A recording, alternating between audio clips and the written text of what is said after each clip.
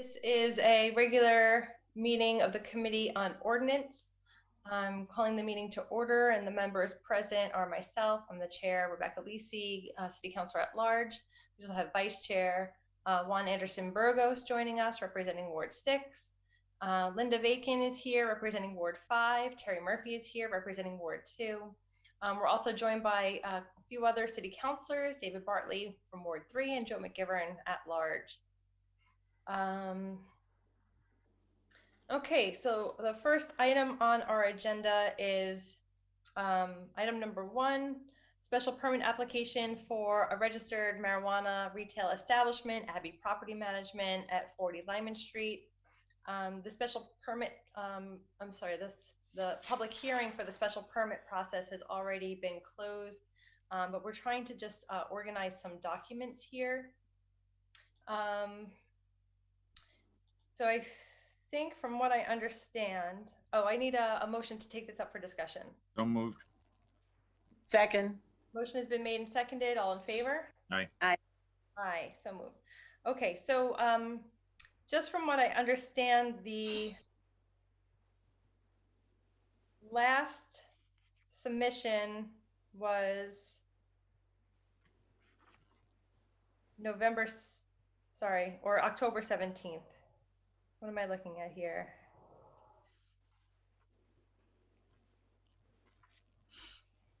Yes, October 15th was the last submission. And then the planning department has given responses as late of 11/17. Has everyone on the committee been able to see that response letter? Yep. Okay. So the way that I'm looking at things, there seems to be quite a few things that are still missing from the submission. And when I emailed Mr. Neffinger the response from the planning review, I just want to note that in the email that reply that I got from Mr. Neffinger, there's just one line here that I want to read into the record. The whole email is public record, but I think that this one line is important. So Mr. Neffinger is saying that Jeff never responded to a previous email, nor to any emails or phone calls since August. And all of his comments cannot be answered at this moment because they are interrelated to the normal construction process. They will be answered when we apply for the permits for construction. And so what I just want to highlight for the Abbey Property Group is that this is the permitting authority. So the City Council is the permitting authority. So we really need to have complete documents before we sign off on it.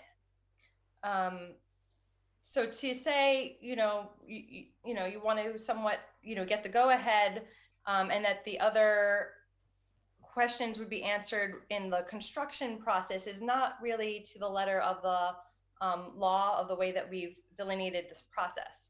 So I just want to put it out there, and I'll allow Abbey Properties to respond, and then we can figure out a path forward from there. Thank you, Rebecca. This is Greg Neffinger. Go ahead. 1 moment. Linda, were you going to say something or ask a question? Well, I can't find you. I wanted to just note for the record that the letter that we got from Jeff was dated November 19th. And I also would like to note that it's been common practice for us as a committee to get all of the core documents and then as conditions refer to letters with dates certain that the person or company or whatever the project needs to comply with those things. That has been pretty standard for us to be doing now for a few years. Thank you. Sure, and I appreciate that. I guess the two big problems here are that, number one, it seems that the documents are incomplete, and so it's still difficult to refer to a document and review. And I mean, that to me is, we don't even have a complete document or application, if you will, to approve in order to say, meet these conditions. Or, I mean, there's a lot of spaces where the planning department hasn't even been able to respond or give direction, because we would normally say, we're going to condition this on all the outstanding issues being met, and the planning department has not even been able to outline all of the outstanding issues, because it seems to be large gaps of missing information in the application at this point. But I do want to turn it over to the applicant to see if they want to clarify anything here. Thank you, Councilor Lisi. This is Greg Neffinger. As I mentioned in my email, I haven't heard from Jeff since back in August. And back in August, he explained to me that anything that is not submitted at this time will have to be resent to the City Council for approval. He said it's basically a formality. For instance, if we have a sign that's going to, let's say 2 feet by 8 feet, we change it to 2 feet by 10 feet, it'll be sent to the City Council for approval.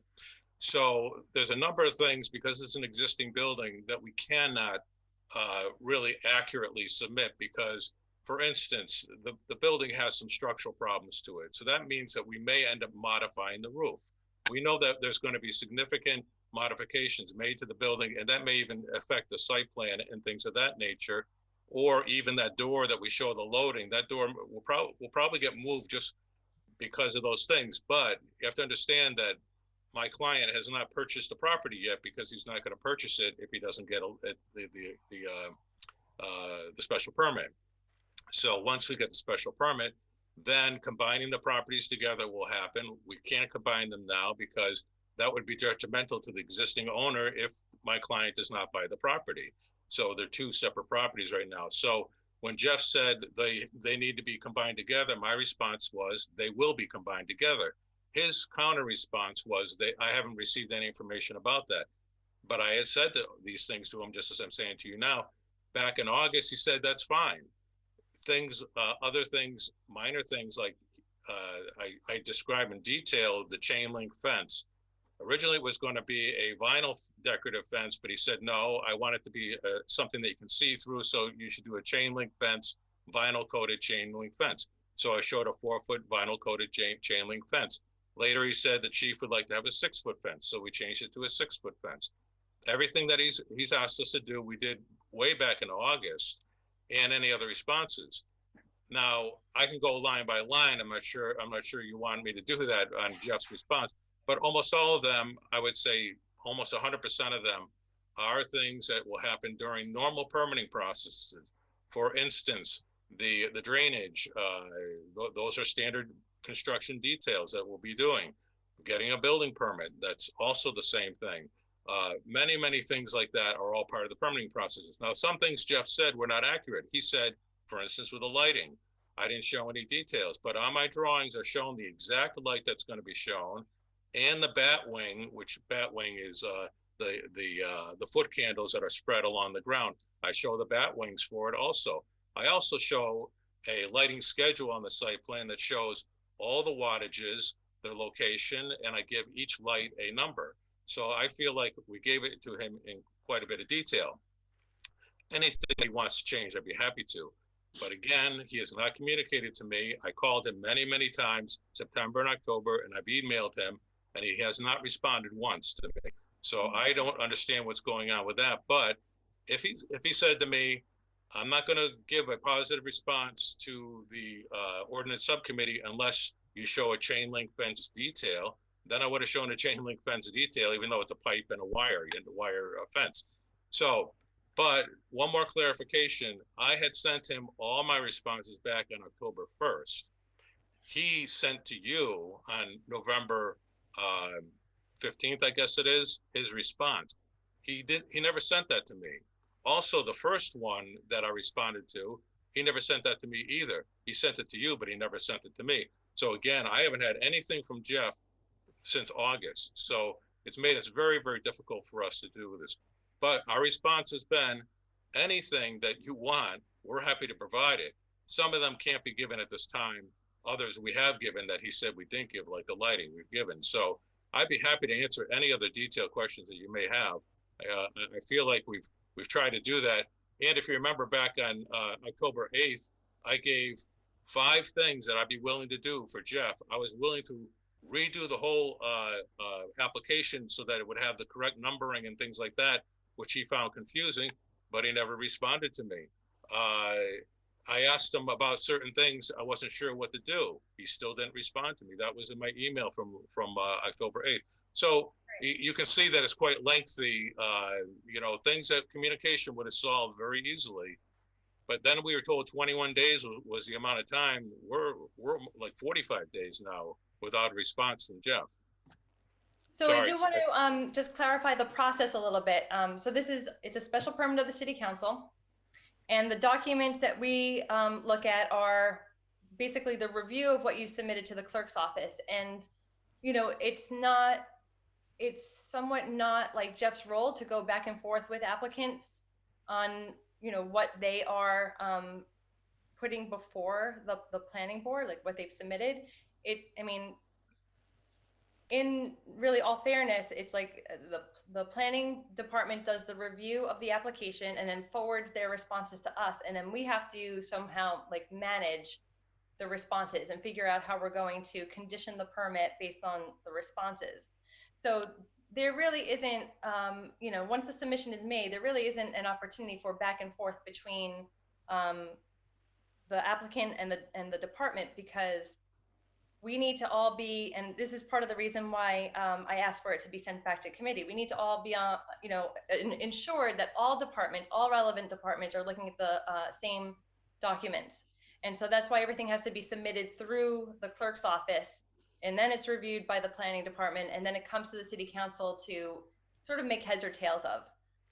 But with all due respect, Councilor Lisi, all I was asking for him was to communicate to me, because back in August, we had a very cordial communication.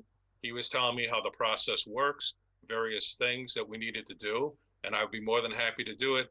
All of a sudden, sometime in the first week of September or the last week of August, he stopped communicating with me.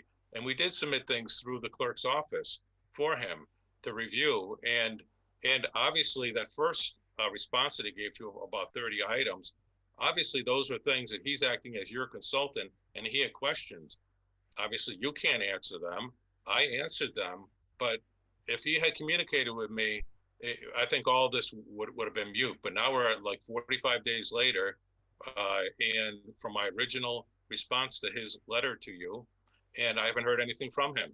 So again, I feel that he's your consultant, and I'm more than happy to give your consultant everything he needs. But if he doesn't communicate with me, it's impossible for me to do that. Right. The last 2 things that I want to point out here are, first, I think in the background, we lost a key staff member. And so, you know, Jeff has kind of been a one-man show in terms of what's going on in the planning department, and he really manages the docket and workload of the planning board itself on top of what's happening in the planning department. So I think he's quite stretched as the lone, you know, staff member in the office there. And then additionally, I just want to make it clear that the City Council and the Ordinance Committee is not looking for, you know, a positive or negative response to Jeff. It's, we're asking the planning department, whether it be Jeff or anyone else, to review the application and tell us how complete, you know, how well does this submission meet the ordinance that we crafted in, you know, 710 for marijuana establishments. And so, you know, he can't really, you know, color in some ways, you know, whether it's a positive or negative response. We're not really looking at it that way. It's just, you know, how complete, how many questions are left, and can we, as Councilor Bacon noted earlier, like, can we simply just say, you know, any outstanding issues are a condition of the permit, or are there more, you know, I guess significant issues or substantive issues that have to be addressed before we could go ahead and give the thumbs up.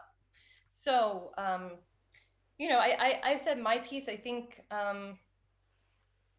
it's hard. It's very hard when I feel that we are the permitting body here to hear that you guys do not and will not have answers to some of these questions until later on in the process, when you're actually in the construction phase and pulling out permits.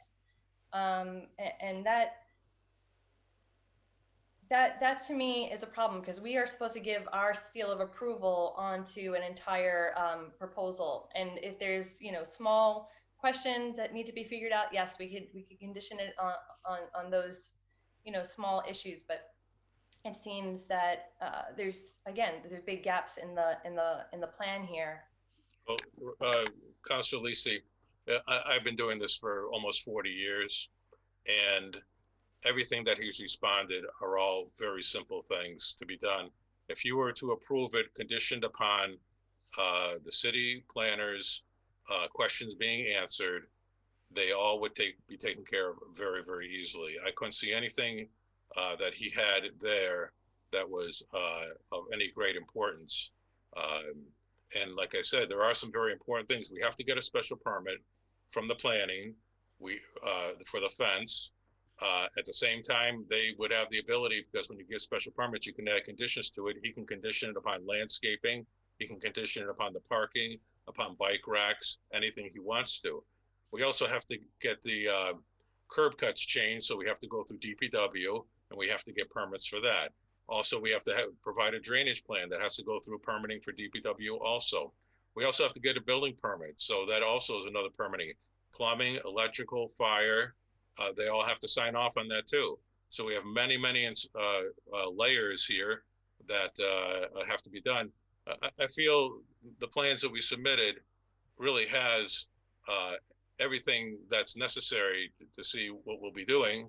And Jeff seen, when I spoke to him in August, that any changes we want to make, he said it's really a formality that we have to go through. Of course, unless it's a huge change. But like I said, any change to the project would require essentially an amendment to your special permit. So you would have to come before us again through a special public hearing and go through this process all over again for any change. And that's why we need the. We'd be happy to. We would be happy to, because as I said, this is a deteriorated existing building. My client is going to put probably $1 million into this building. It's going to add significantly to the tax roll of Holyoke, and we're ready to go roaring forward. But as I said, because it's an existing building with certain problems, I need to do destructive observation, which I can't do because we don't own the building, or my client doesn't own the building, so we can't do destructive work on there to see what exactly is the structural problems. But I know from observing it, there are structural problems. So as I said, it's an existing building. We're prepared to put a lot of money into it. That would be significant benefit to the city of Holyoke, and I'd hope you take that into consideration.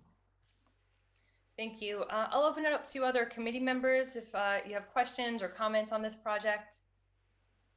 Councilor Murphy. Yeah, I'll just, and I think I've heard Mr. Neffinger, if I'm hearing you correctly, because without the special permit, you're not allowed to be really going into the building to do what will eventually have to be done. That's correct. That until you get the special permit, it would be very difficult for you to get the answers in terms of what would need to be done on the building and the surroundings of the building until you have that. Am I hearing that correctly? That's correct. Okay. And I just want to make sure, I know one of my concerns was when we got the application in front of us in October, I believe, or it might have been in the first meeting in November. They kind of run together at this stage on Zoom, but it did indicate that we were talking about on-site usage and things along that lines. And I didn't think we had, I thought we had made sure, I think in this agreement, it was that the document we got that needed to be made sure it was taken out of there. So I'm assuming that has been taken out?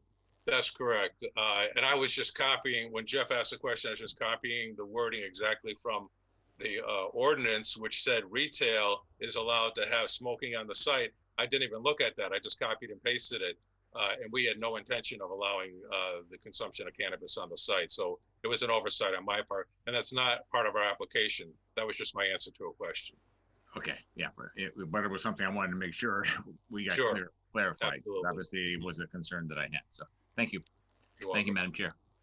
Yes, thank you. Anyone else have any questions or comments? Counselor Lisi, Linda, it's Linda. Councilor Bacon, go ahead. Yes, I would like to offer a motion that we recommend approval of this special permit, but I would offer an amendment to our original recommendation to the city council in that I would like to amend condition number 7 so that it states that the applicant be in compliance with the letter from the Office of Planning and Development dated 11/19/20 and recommendations from the city engineer, because it was written in a very general way, and this would make it current to the most recent communication. I'll second that motion. So the motion has been made and seconded to adopt the special permit with the original 6 conditions, and then changing condition number 7 to come into compliance with the planning letter from 11/19/20 and the engineer's letter.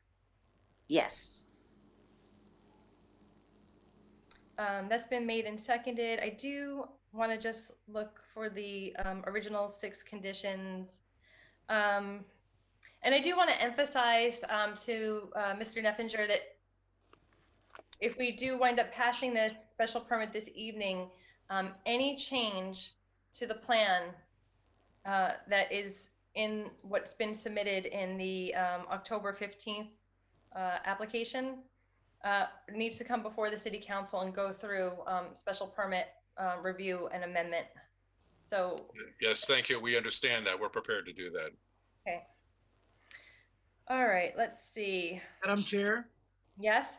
I'd like to make a motion to take out of order, let's see, items number 8 through 13. These are all handicapped placards throughout the city. Can we just wrap up this piece here? My apologies, I thought it was wrapped up. Yeah, thanks. I'm just looking for the original 6 conditions, and I can send it to you on an email if you want. yeah, I thought I had them on the top here, but it's not coming up. But so if you have it accessible, I'll take it. Here it is. I have it. Sorry. Okay. So the original 6 conditions are that the owner of the building always pay commercial property tax rate to the extent allowed by federal, state, and local laws for the duration of the special permit. 2 is that the business retain a minimum of 30% Holyoke residents for non-security jobs. 3, that hiring preference be given to security personnel that are retired Holyoke police or a retired member of another police department that now lives in the city of Holyoke. 4, that there shall be no marijuana consumption on site. There shall be, number 5, there shall be no deliveries of retail or medical marijuana from the site to individual homes, residences, or people. And number 6, that the hours of operation reflect the ordinance. Number 7, which was amended, is that the applicant meet all the requirements of the 11/19 letter from the planning department and the engineer's letter. So all in favor on adopting or passing the special permit with those conditions? Aye. Aye. Any opposed? So moved. So that's going to be 5-1. I'm sorry, 5-0. Thank you so much, everybody. The recommendation is going to the full city council at our next council meeting, which will be December 1st. And the full council will have to vote to approve it there. Councilor Lisi, I just want to say I appreciate your time, and because of the COVID and everything, I understand, and your staffing, and I look forward to working with everyone in the city of Holyoke. Thank you so much. Thank you. Have a good night. Thank Thank you. Item number 2 is a public hearing. The order is filed by myself. That the city adopt the Massachusetts recommended floodplain changes to the floodplain ordinances. We open a public hearing. Counselor Anderson Burgos had wanted to. That's right. I just remembered that. And you wanted to take up, Items number 8 through 13, out of order. These are just handicap placards throughout the city. okay. I have no problem with that. I only have an agenda that has 6 items on it. That's what I These- sent. These last 6 handicap issues were reviewed by the Commission on Disabilities, and I believe it was added last Thursday or Friday. And it is what is posted to the city's website. Yeah. So, Just for future Mr. reference, if I might, just to make sure, I mean, and again, I don't go to the city website too often, so, but when I get an email telling me that's the agenda, that's what I'm kind of working, so. I handicap, I'm not gonna delay anything there, but I don't really know what we're talking about, so. right, I'm going to say that number 1, we should have our administrative assistant, Mr. Anderson Burgos, send an updated agenda, all the committee members here, if you will. As well as, I don't have the reviews, the outcomes of those last 8 through 13 items. So I need to know if they were approved or denied by the Commission on Disabilities. So let's leave it in regular order, and perhaps we could take it up after the next item, Councilor Anderson Burgos. Do you understand what I'm saying there? We'll give the administrative assistant a chance to circulate the updated agenda to committee members, get the reviews of the Commission on Disabilities, and if we have all that information before we get to item number 3, then we can take up that package. Okay. Councilor Lisi, just point of information. Councilor Leahy? Yeah, just if you could send them to everyone, just I'd like to read them as well. Sure. Our administrative assistant, Mr. Anderson Burgos, will you please send that to all councilors? Thank you for that, Councilor Leahy. No worries. Okay, so then proceeding in regular order, there was a motion made by Councilor Murphy, seconded by, I believe it was Councilor Bacon, to open the public hearing on the floodplain ordinances. All in favor? Aye. Aye. So moved. So it seems that the Massachusetts is being asked to make changes by FEMA to our floodplain ordinances, and there is a boilerplate that was circulated with the order. We have Building Commissioner Mr. Cody here, and I think I saw, was Yoni on the call as well? I thought I saw his name for some reason. But I'll entertain a suspension of the rules to have Mr. Cody address us. So moved. Motion has been made and seconded. All in favor? Aye. Aye. Okay, so do you want to help navigate some of this floodplain changes? Sure. So what this really is just keeping in compliance with the ordinance locally. It's required by the state through the, it's our state flood hazard manager and NFIP coordinator who works with FEMA, who has taken this information from the federal level, put it into what applies for Massachusetts specifically that we don't already have in our state laws. And then what needs to change in our local ordinance to stay in compliance. And so why it's important is we are a NFIP community, all but maybe 2 communities in Massachusetts are, and it's like that across the country. So we do participate in the program, which guarantees the homeowners in the city, we'll just call it federally protected insurance rates for flood insurance. So if they're in the floodplain, they get a very, as long as they were in compliance at the time of construction and remain in compliance, they get a very heavily discounted rate. If we're not in compliance, those folks don't. So we have to adopt these amendments. This document is enormous, but it's also made for people that have never adopted anything. So a lot of this is already in our zoning, but there is quite a bit, admittedly. I sat in a training sort of seminar to go over this, and I was not happy about the amount of information. Adding 100 pages to our zoning becomes cumbersome, I think, for people, but it's just, I lost that argument with him on the state level. We have to adopt these words specifically, so it's kind of a cut and paste thing. Counselor Lisi?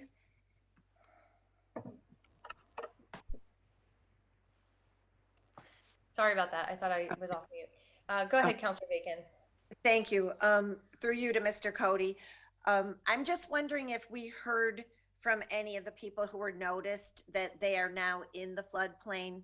The last time we had an amendment, we did hear from some people, or I can't remember how many, but a few, because they became, with the amendments, part of the flood zone where they had not been in the flood zone in the past. So I'm just wondering if we have run into any of that this time. I can speak to that because I went through this very carefully with Ryan and also with Crystal when we were noticing this. So the first time, the Conservation Commissioner, Andrew Smith, was actually proposing a new floodplain map. And that's why individual households had to be noticed. In this case, we're not changing the map at all. We're changing some definitions, and it's just text changes to bring us into compliance. Okay, thank you. Mm-hmm. I don't know if either Mr. Cody or Crystal want to make note of the specific changes that we're adopting. I know that we had circulated the model floodplain bylaws with the original order. I did also add them to the group chat here. But as you noted, Mr. Cody, it is a large document. And so is there a way to, I guess, consolidate or identify the types of changes or some examples of the changes that are being proposed here? I mean, I can speak to that a little bit. So in the seminar or meeting, I should say, that I had with the state, they already pre-identified these. I have a copy of that. I don't have it with me to go through really quick. And basically they knew what we were in compliance with, because if we adopted and brought in what we were supposed to have before, then we'd be in compliance with 90% of it. These changes are not going to be very elaborate. One of the major things is identifying a lot of the laws and regulations, specifically in our ordinance. So they haven't really, in effect, changed.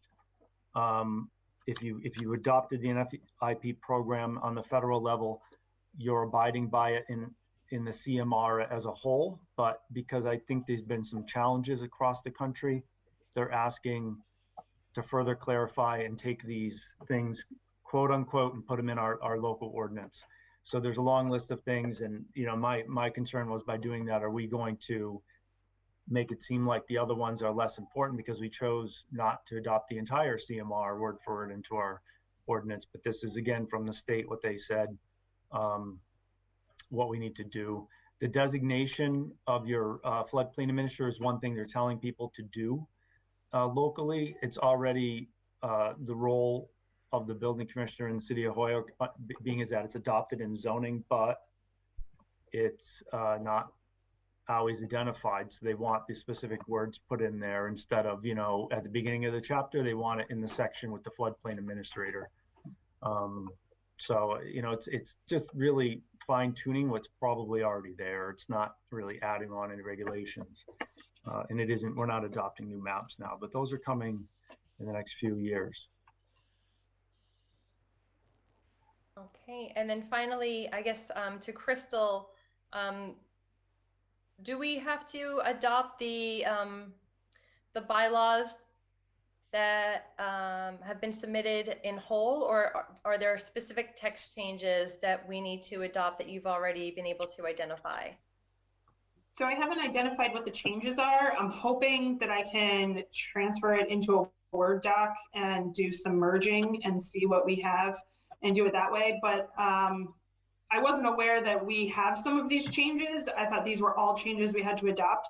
But if you adopt it as a whole, when it gets into legal form, it'll make sense. I'm going to have to go through the entire ordinance and sort of plug in what we need to add, what's already there, et cetera. So the legal form will represent the changes that we need to adopt versus what we already have. So it may just be a full delete and add in new. That might be an easier way to go about it, but I won't know until we actually get a full merge in and check.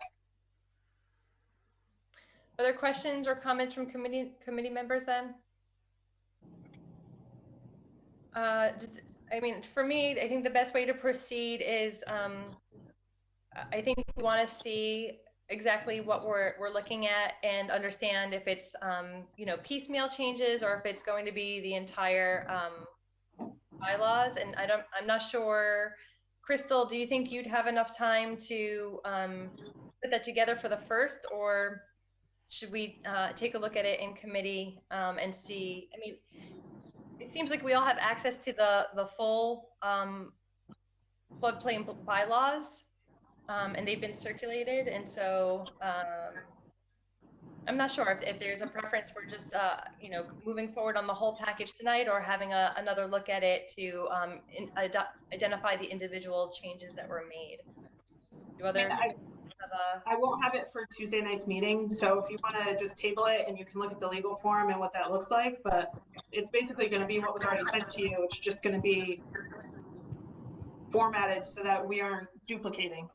Yeah, I think that's a good way to move forward.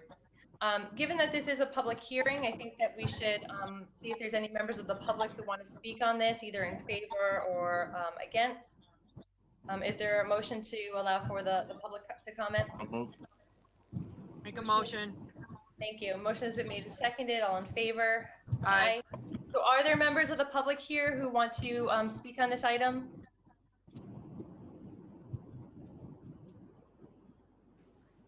It seems that there are none. There's probably some department heads starting to flip into the meeting for the upcoming items. So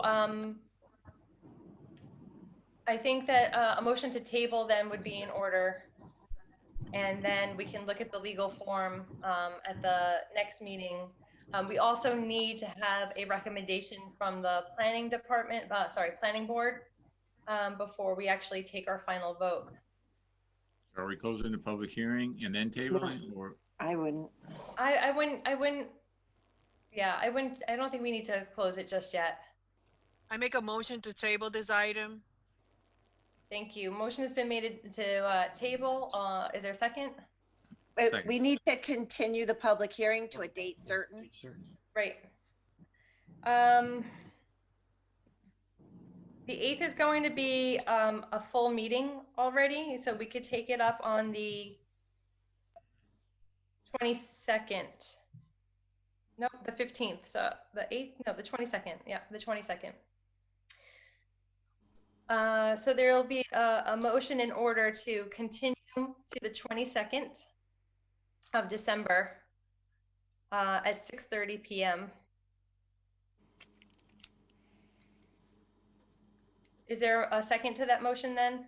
Second.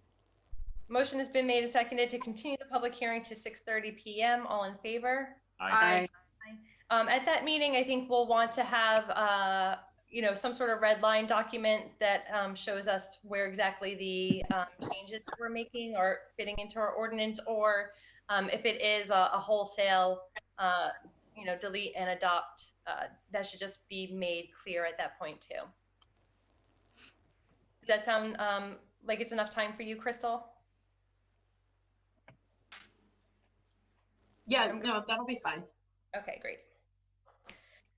Madam Okay, so then on the motion then to move on to the package of orders, has the email been circulated? It has. And do we have comments? So I'm not sure if I'm seeing the amended.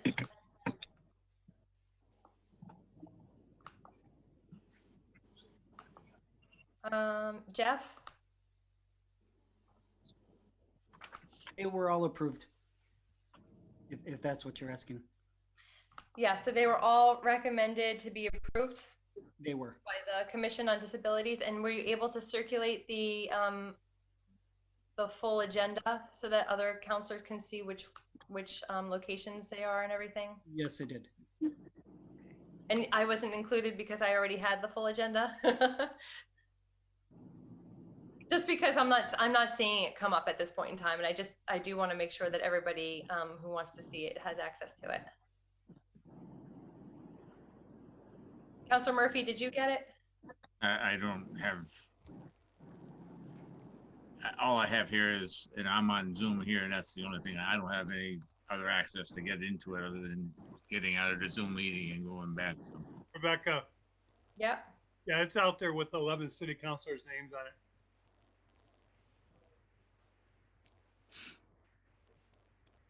Can you just give me the names and the addresses for them? Yeah, I'm just looking for a way to copy it so that I could put it into the chat so that it's visible for everybody. I was about to recommend that. Jeff, Yes. as the meeting host, and I would like to read and continue in the agenda on the motion to suspend and take up those 6 items out of order. If Jeff, you could put the text of items 8 through 13 into the group chat, the Zoom chat, that would be great. Does that sound like you could do Absolutely. that? Okay, great. Okay, so item number 8 is filed by, so sorry, let me start off. Motion to suspend the necessary rules and take up item 8 through 13 as a package out of order. All in favor? Aye. Aye. So moved. Item number 8 is filed by Councilor Greeny, that a handicap space be placed in front of 420 Beach White Street, Canal Place. Item number 9 is that a handicap sign be placed at 7 Vernon Street. Item number 10 is that a handicap sign be placed at 199 Beach Street. Item number 11 is that a handicap sign be placed at 77 Pine Street. What was that? 77? What Say that number? again, I'm sorry. What number was that? I'm at 11 for 77 Pine Street. 77. Okay. Item number 12 is a handicap sign at 116 Pearl Street. And item number 13 is a handicap sign be placed at 254 Walnut. And they have all been added to the group chat in case you want to double check any of those addresses. Our administrative assistant, who is looking at the Commission on Disabilities review of all of these handicap placards and the handicap space in item number 8, reports that they have all been approved by the Commission on Disabilities. And so I think that we can adopt the recommendations of the Commission on Disabilities. If someone would like to make that motion. Make a motion, we adopt the recommendation and we pass the ordinances for handicap parking. Second. Motion has been made and seconded to adopt the handicap space via ordinance for item number 8 and then adopt the recommendation for approval of items 9 through 13. All in favor? 8 through 13. Aye. 8 through 13, right? I just separated out as 8 was an ordinance and then 9 were the 9 through 13 was the recommendation. Okay. Okay. Yes. I believe that was a unanimous vote, 5-0. And then we can proceed in regular order. So items. I'd like to make a motion and take up item number 3. Second. 3. Do we want to take 3, 4, and 5 as a package? So move. And 7. And 7. Yeah. So the motion has been made and seconded to suspend the necessary rules and take up as a package items number 3, 4, 5, and 7. All in favor? Aye. Aye. Can you have Jeff send item 7 in the chat too? Because I don't have that as well.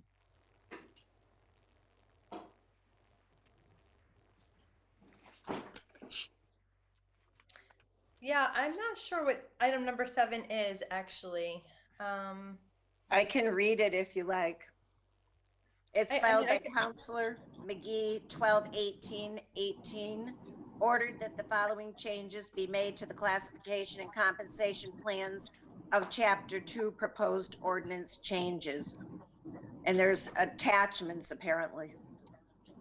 Right, and so that would be the updated salary schedule that I circulated earlier. No, he had different attachments on his original order that are in the jacket. Right, I guess I'm just saying that is the updated. He had language changes. Mm-hmm. Thanks so much for that. Okay. Okay, so, oh, he had language changes. Yes. And we're missing the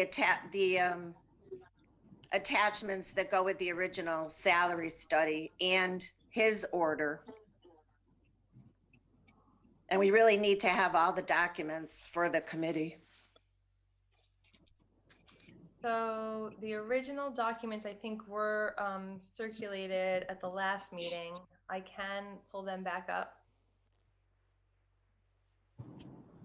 I haven't seen any of the appendix attachments. What are the appendix attachments? There was A, B, and C. Yeah, they were. They haven't been changed, but I can put them here in the chat. But they were circulated, I think, at the last meeting.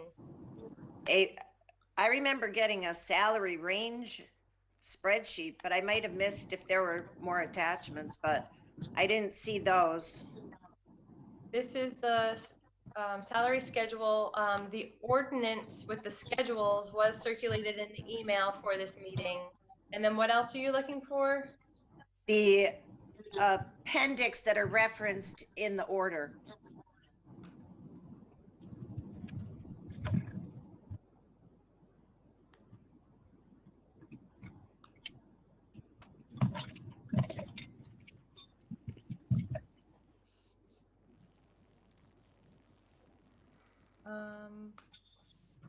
There's a list relative to elected officials. There's a list relative to boards.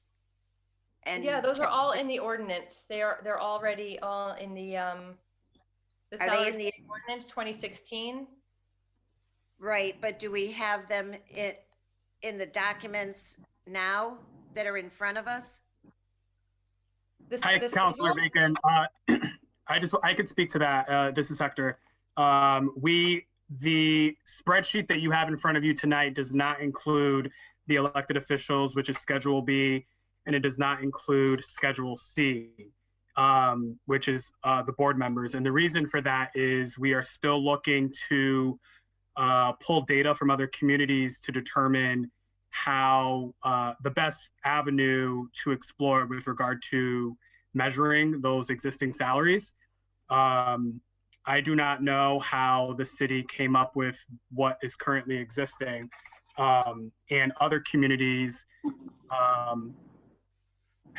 either don't have these positions who receive an annual stipend, or if they do, they are not the same as ours. So they could be less, or they can be or greater. And so that data is still being extracted. So that's why we're not going to be discussing that tonight.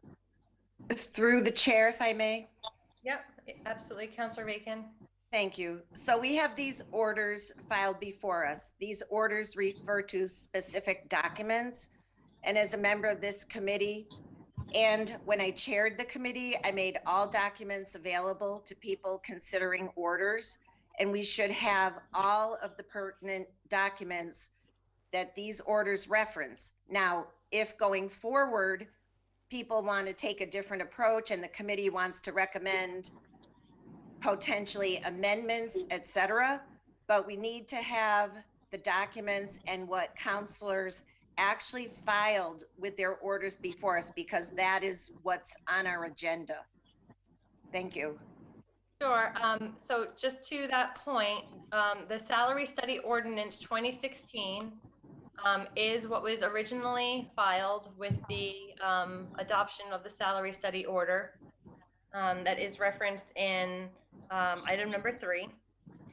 All of those original, the original ordinance and the original salary schedules A, B, C are all in there in its original form. I was under the impression that the original spreadsheet that came from the independent contractor that we use was circulated in advance of the last meeting, but I can find that and circulate that again. Right. And item 7 was not on our agenda previously, and there was different language filed with that. Yeah, item number 7 is a little bit of a mystery to me because it wasn't on our last agenda, and I'm not sure what the language here is referring to. I don't know how it got on the agenda. I was aware of item number 6, and then the new handicap orders I understood were being placed on there because of the Commission on Disabilities review, but item number 7 is a little bit of a mystery to me. Well, it is an order that was in the jacket and was filed by our council president.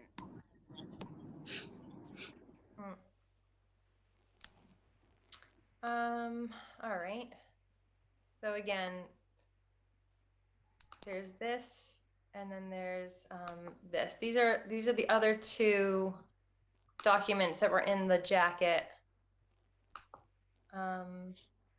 Right. So just also like bear in mind that when we don't have the jacket and we have to like recirculate all these documents, it does become a little bit cumbersome, and it's not anything other than that.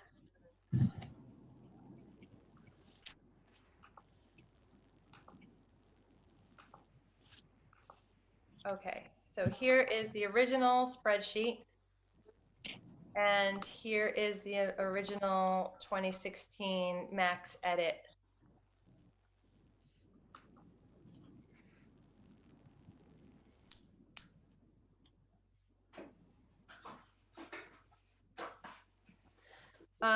Okay, so all those documents are available, but I think again today we are going to be focusing on Schedule A, which is the non-union employees, and that is what is in the salary schedule for council document, the spreadsheet there. So, and will we be all sent copies of those, please? I can send them. They are presently uploaded in the chat, so anybody who wanted to download them there, they can. And I'm going to ask our administrative assistant, Jeff, if you could download those 4 documents and then circulate them to all city councilors, that would be great. That way we could keep moving forward in the meeting.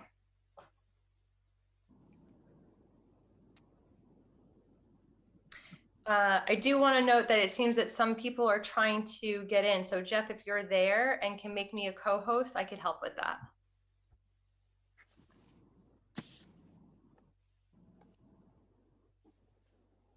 Yeah, I'm here. I don't see anybody in the waiting room at the moment, so. Okay, so maybe we got them.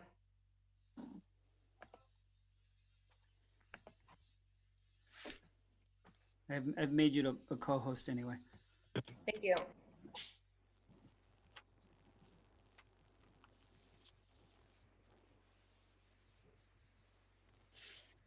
Okay, so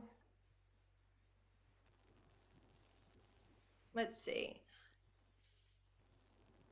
Let's all go to Salary Study Ordinance.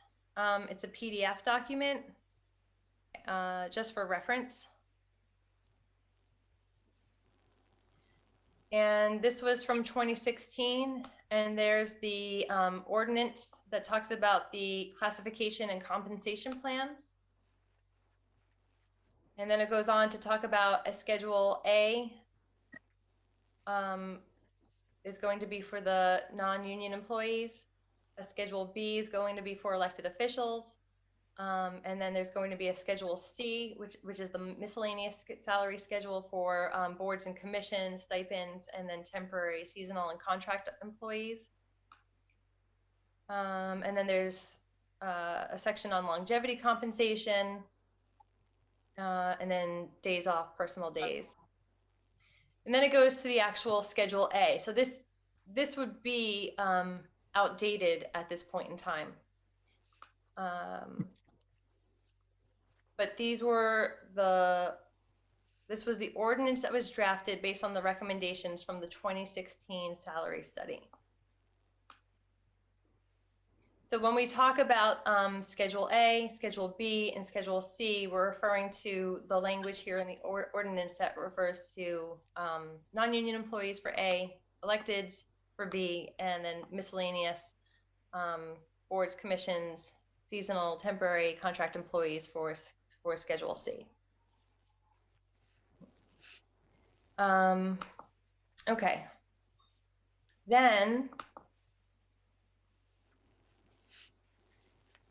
the July 27 spreadsheet is the original spreadsheet that was presented to the City Council in 2016 that identified all of the proposed changes to salaries. And these highlighted ones, so if you're in the 17 July 27 spreadsheet with current maximums, this is looking at the non-union employees, so in Schedule A, and anyone who's highlighted, I believe. Anyone who is highlighted, so column D is everyone on this spreadsheet. That is where everyone currently is as of today. These are the salaries that everyone is making. You know, I can refer to myself as an example. I am row 5, so that is me. My current annual salary is $65,650. The current grade associated with that is a department head schedule of 20. And then, so wait, Hector, it's actually, so we wanted to just reference the original document. So the July 27 spreadsheet was the one that was given to us following the original salary study. And then what you did in the salary schedule for council is work to update those numbers and bring them current to reflect current salaries, and then you looked at the mins and max across 2016 through fiscal year 22. Mm-hmm. So we could talk about that in 1 second. And then the salary study max edit PDF.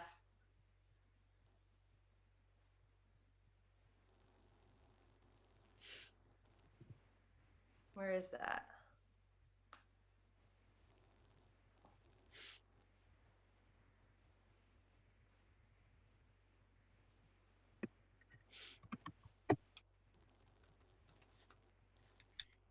So this was the methodology that was used by the independent contractor when we were first looking at this.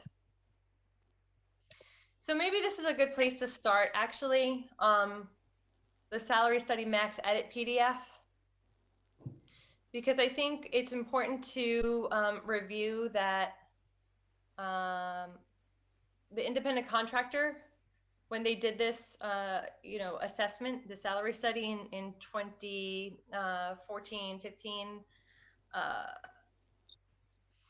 what they did was look at comparable cities and towns, as well as neighboring cities and towns.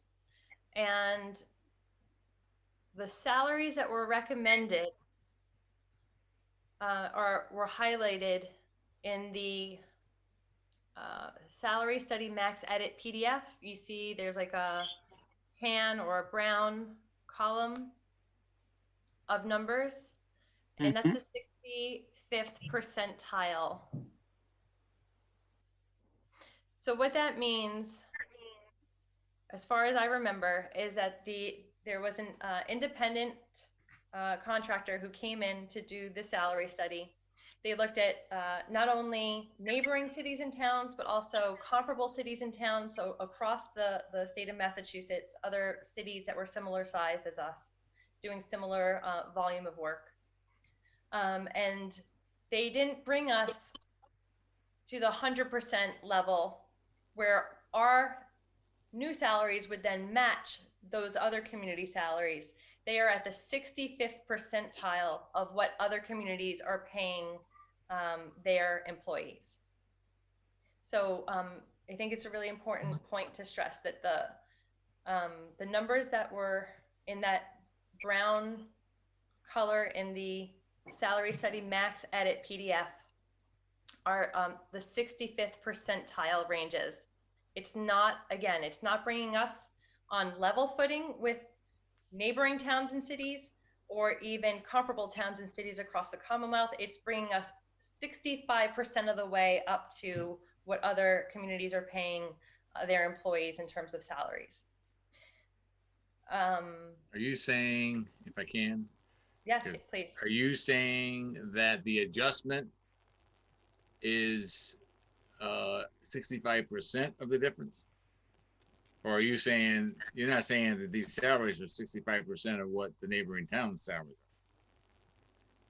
I'm assuming you're saying the adjustment is 65%. Let me take a look.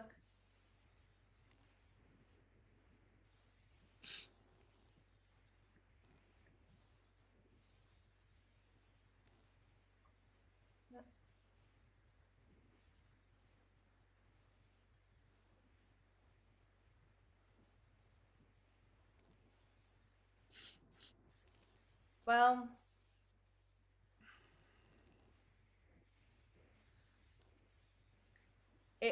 I mean, to me, the way I have always understood it is that it was the 65th percentile.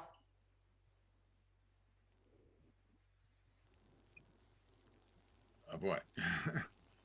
Of the, so we are not at a, so it's not making a change to bring us at 100% like level footing with the other communities. It's bringing us 65% of the way there.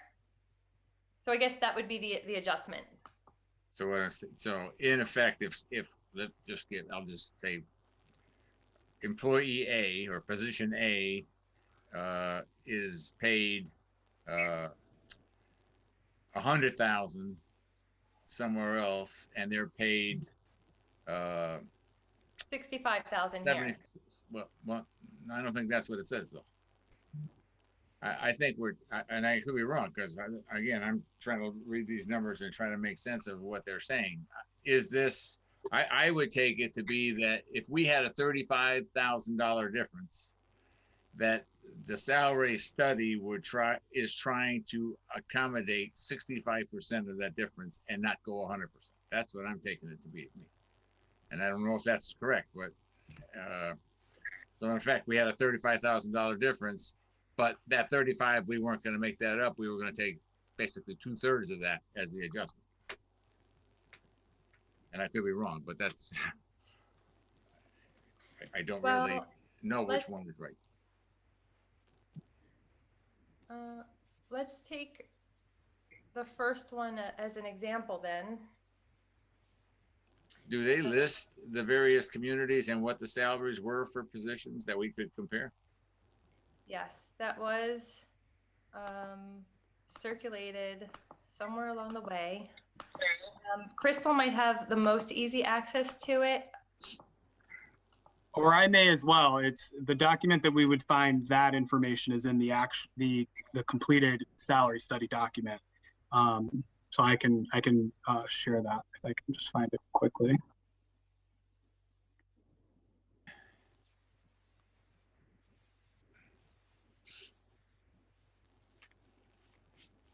I don't think I've ever seen that, Madam Chair. I mean, I've seen numbers, but I haven't seen what we're comparing those numbers to. So. Mm-hmm. Right. You may have not, Terry, or Councilor Murphy, but Terry's fine. The rest of the council, I believe everyone has been privy to this document, whether it was a long time ago or as of recent. So I'm pretty sure we did circulate it. I've got a lot of documents, but I don't see what I'm comparing it to. I mean, I've got the things where we're talking what the recommendations are, but not based on, not the document other than telling me this is what it should be, what they're comparing to and what those comparisons were. I found it.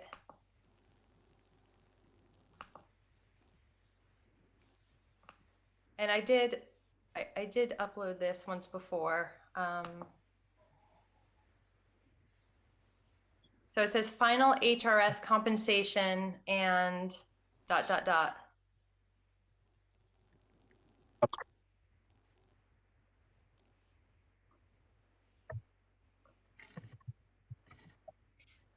All right, so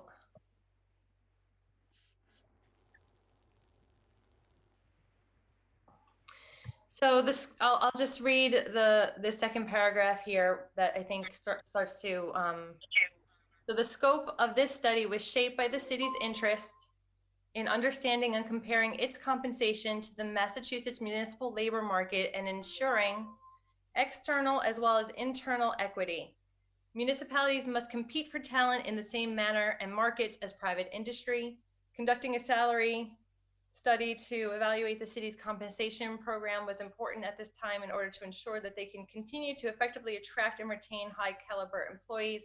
Based on the option the city chooses, it would cost as low as $38,000 or as high as $153,000 for an initial implementation to bring these groups of employees to the current market-based pay levels that we propose in this report. This is to bring current employees to at least the entry-level minimum of the new pay ranges provided. Sorry, I thought that there was going to be more there. Councilor Lisi, I think the answers that, the answers that we're looking for, they definitely lie within this document. I've read this document. I just am not 100% familiar with everything because this was before my time. And unfortunately, I didn't have the opportunity to be briefed on this document when the study was conducted. But I have read through it, and I think a lot of the questions that may come up today do lie within this document. As far as Terry asking about the particular municipalities that were referenced, I do believe that is within here. If you, I don't know if Terry, if you have it up now, but no, Councilor. Okay, well, Councilor Lisi, maybe this you would be able to confirm if this is something that Councilor Murphy is looking for. But page 11 of the document has a listing of communities that are throughout Massachusetts here. So.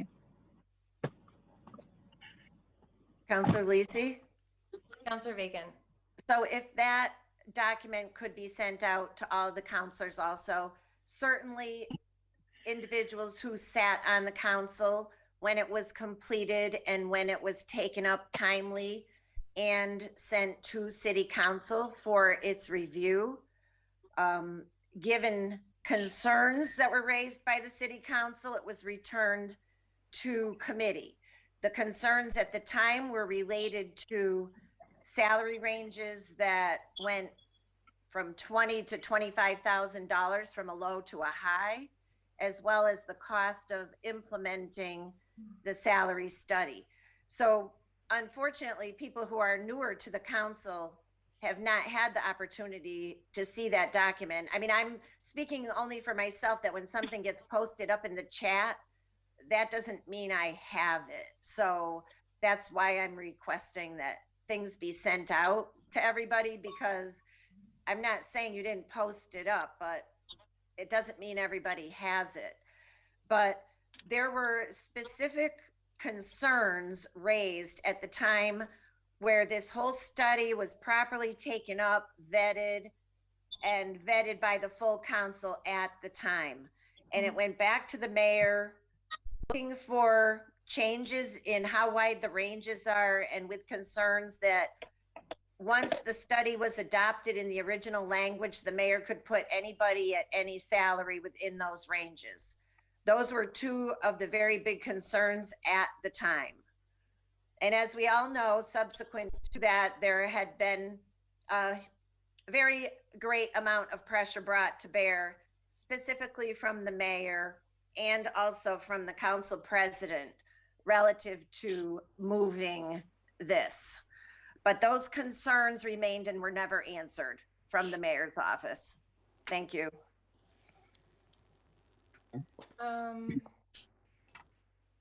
Councilor Lisi, is it okay if I respond? Yeah, go ahead. So I think there are, in addition to having new council members who are now, partially responsible for shedding some opinion and concern with the study, if they're, for the councilors that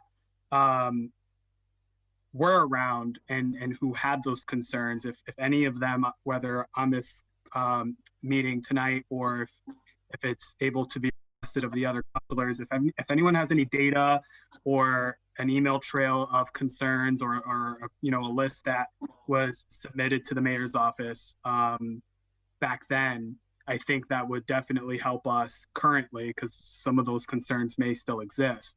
I am more than willing to help respond to those concerns, but I have not been shared that information. So if anyone has anything that was of concern back in 2016 that is still outstanding and has yet to be responded to, you can certainly, if we can just have that consolidated and sent my way, we can begin working on that.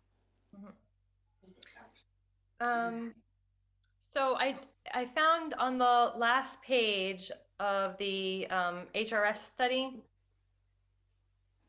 the last, let's see, 1, 2, 3. So starting at page 43, page 43 through 46, they talk about the fiscal year 15 Holyoke min and max salary, and then it goes and makes the comparisons across all the other communities. And the first one is animal control officer. Our min was $19.92 and the max was $22.40. And then in the comparison of all the other ranges, the highest other one was Agawam, and that was $23.46 at the min and $28.85 at the max. So just sort of getting a sense of like what the comparison numbers are. I do think, Councilor Murphy, that you're correct in that notion that it is not that we're paying somebody $65,000 where another community is paying $100,000, but that it's making up 65% of the difference. Thank you. Yeah.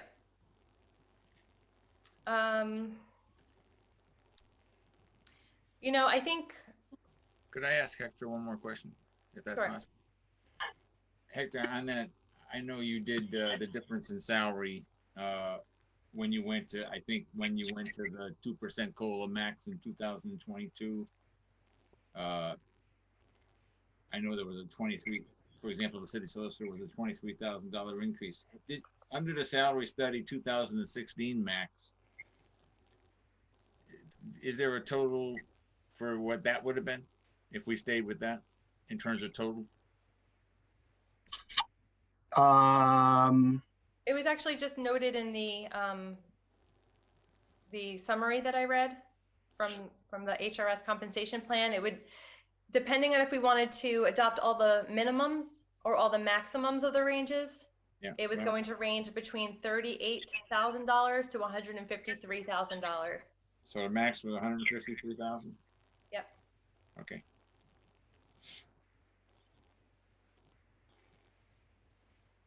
And you're talking about if we had adopted the maxes for everybody that was not, you're talking about the summary total of all the positions that would receive an increase to their maximum, right? I'm talking about, yeah, we had the salary study 2016 max. If everybody went from where they were to that would be 153,000. That's what it says in the summary on the HRS compensation and classification study. Yeah. But please keep in mind that that figure is where everyone would have been had we done this. No, I understand it. Okay. But I'm trying to get it. So that 153 would be if we went to the other with the difference in salary that you got in the last line at 230 altogether, it would be 383,000, correct? If I were to do both, it would be 383,000.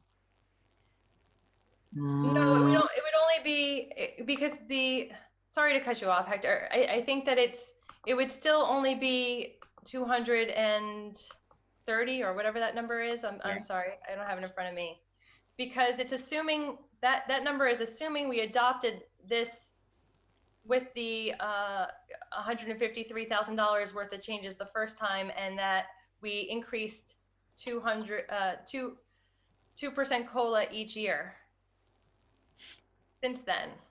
Right, and let me just add to that. That $230,000 figure is only selected positions, where on the spreadsheet you can see in column D those are the positions that we've highlighted as current positions that do not meet the minimum had we adopted the study originally.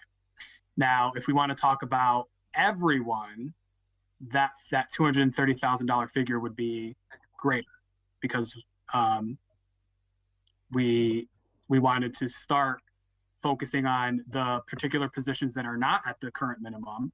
I think the overall discussion is the fact that the City of Holyoke, these positions, everyone on the spreadsheet, they're on the spreadsheet because they are not meeting, they've either been affected by not receiving increases over X amount of time. They are, their position in particular are not within, industry standards, whether it's comparing the position, across other municipalities, or simply that they are just, the City of Holyoke has a salary structure that is existing currently that is outdated. And so right now, the positions on this spreadsheet that are highlighted in column D are positions where it's their current salary, and then you can see what follows so again, column 2, row 2, 68,070 is someone's current salary.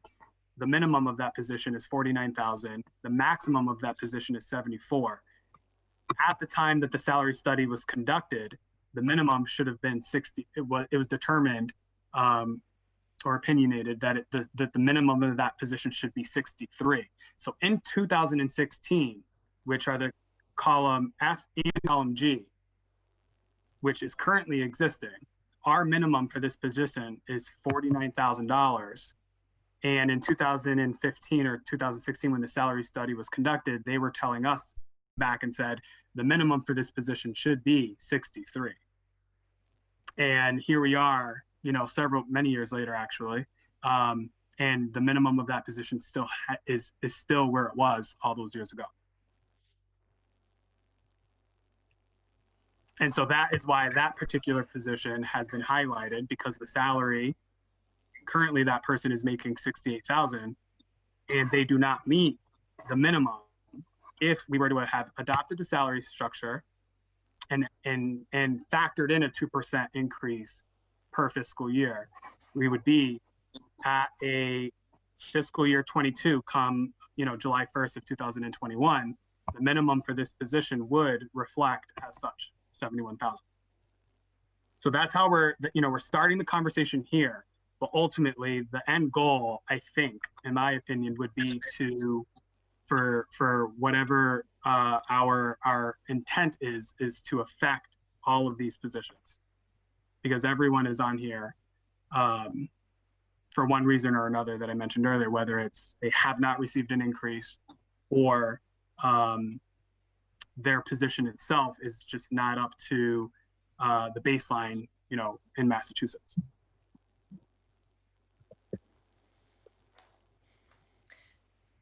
Councilor Murphy, I see that Councilor Anderson Burgos wants to comment, and I want to just make sure that you have the space. I'm just trying to work my way through these numbers. Councilor Anderson Burgos. In reference to Schedule B, this past election and even elections before that, the city clerk, they work extremely hard, and it seems like it's been at least over a decade since they've seen any kind of movement in their salary.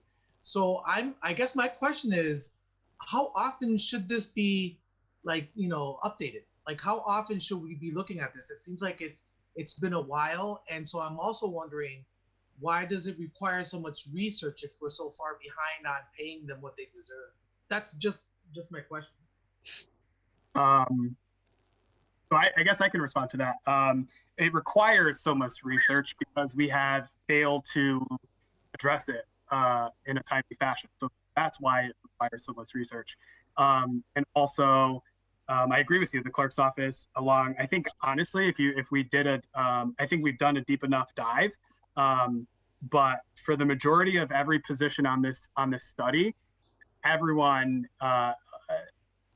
let me not say everyone, but the majority they fall into that exact category that you just mentioned. So it's not just the clerk's office that has not received increases in 10 years. It's probably the majority of this listing.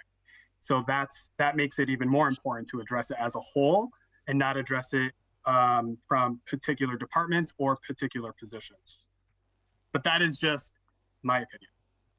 Thank you, Hector. Yeah, because every time I communicate with the city clerk's office, quick response, they are a great group of employees. They are an asset to the city. They are. And I feel like they deserve, to get paid for the services that they provide to the city. I mean, they work extremely hard, Mm-hmm. I can attest to that as well. Your interaction, not just yours or someone else's interaction with any particular department may be greater than their interaction with another department. So, me speaking from my own personal experience, I obviously am in communication with every department. And, I can attest from, the two assistants to the fire chief being equally as important as every member in the clerk's office in terms of how hard they work and them also falling under the category of not receiving a raise in 10 years. And I could say the same thing for our law department. I work alongside our law department very closely and very often, and I can speak and say that as attorneys, and I think we've, this is just reiterating because we use the law department as an example all the time with regard to the salary study, but, as just simply as attorneys, they are underpaid for the work that, and the service that they do provide to our city. So again, it brings me personally back, for my own opinion, to make sure that we address every position on, that's included in the salary study. I don't think it would be effective to do otherwise, honestly. I don't think that it would do any justice for the city of Holyoke as a community, as an employer. These positions were taken into account for a reason back, in 2015 and 2016. And, unfortunately, everyone who is responsible for addressing this, we have yet to make any progress. And we are the ones, as an employer, certain council members are hearing it, but, myself as an HR director, the mayor's office, department heads are actively speaking out because they've been listening to this for far too long. Some of, many of the department heads have been here much longer than I have, and it's still a topic of conversation. So I think it's really important that we make some sort of progress here. I know earlier Councilor Vacan, spoke on Schedule B and C and making sure that we have that data. But we have to figure something out here, because we have, there's been no movement on us on a study that was conducted several years ago, and the city invested, $20,000+ to have it conducted. And so I think this, on the administration side, I think we're able and willing to address this and put in the work and research the data and provide it.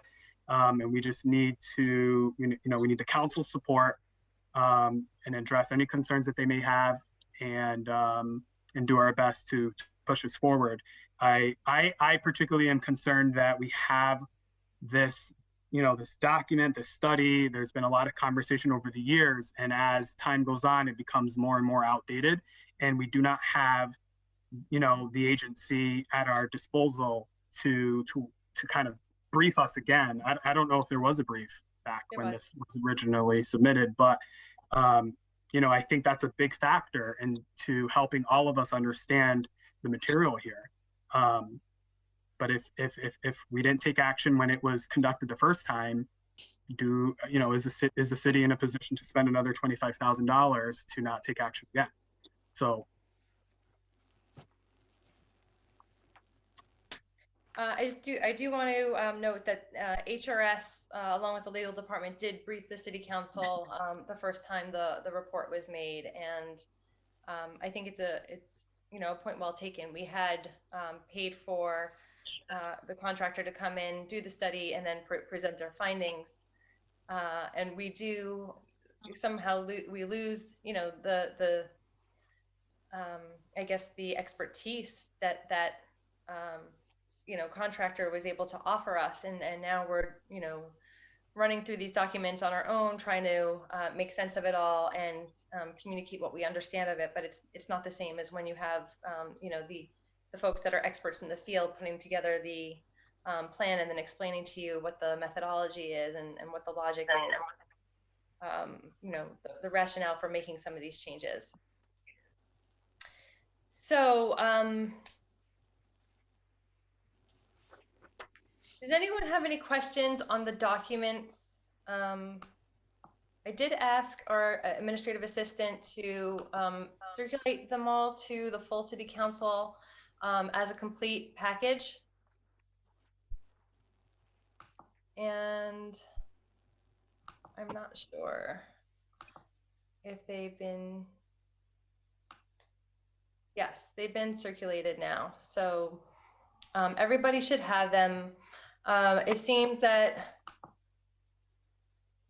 as long as people can navigate the documents and understand what they are, maybe we need to table these items and talk about them at the next meeting where we could bring this up, so that people have more time to look at all the documents together in relation to one another. I might annotate one more time that the final HRS compensation PDF file is the HRS report, and that sort of gives you the background on their methodology and their the logic of their numbers.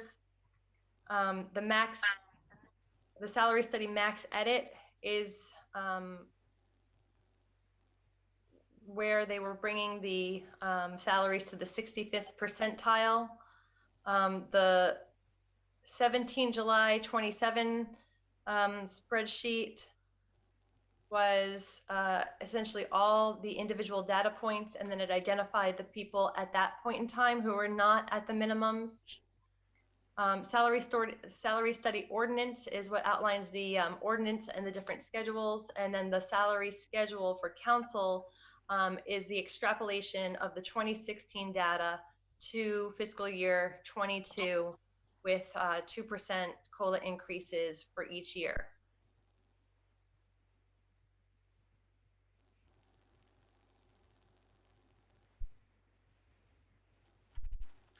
anybody, I know that there's a few other counselors that are on the call. I know that people have been waiting to speak on this. I think Joe has raised his hand. I see that now. Counselor McGivern. Just a couple questions, Councilor Lisi. I did get the everything you just spoke of from our administrative assistant, and I thank him. Very timely. Hector, if I could through the chair, Hector, are we getting additional information on the elected positions, the 3 positions that are full-time and elected? The mayor, the treasurer, and the city clerk? Yes. Yes, so that is part of Schedule B. And Schedule B and Schedule C are part of the data that we're still, extracting and researching amongst the other communities. That's what you said earlier. I just wanted to make sure.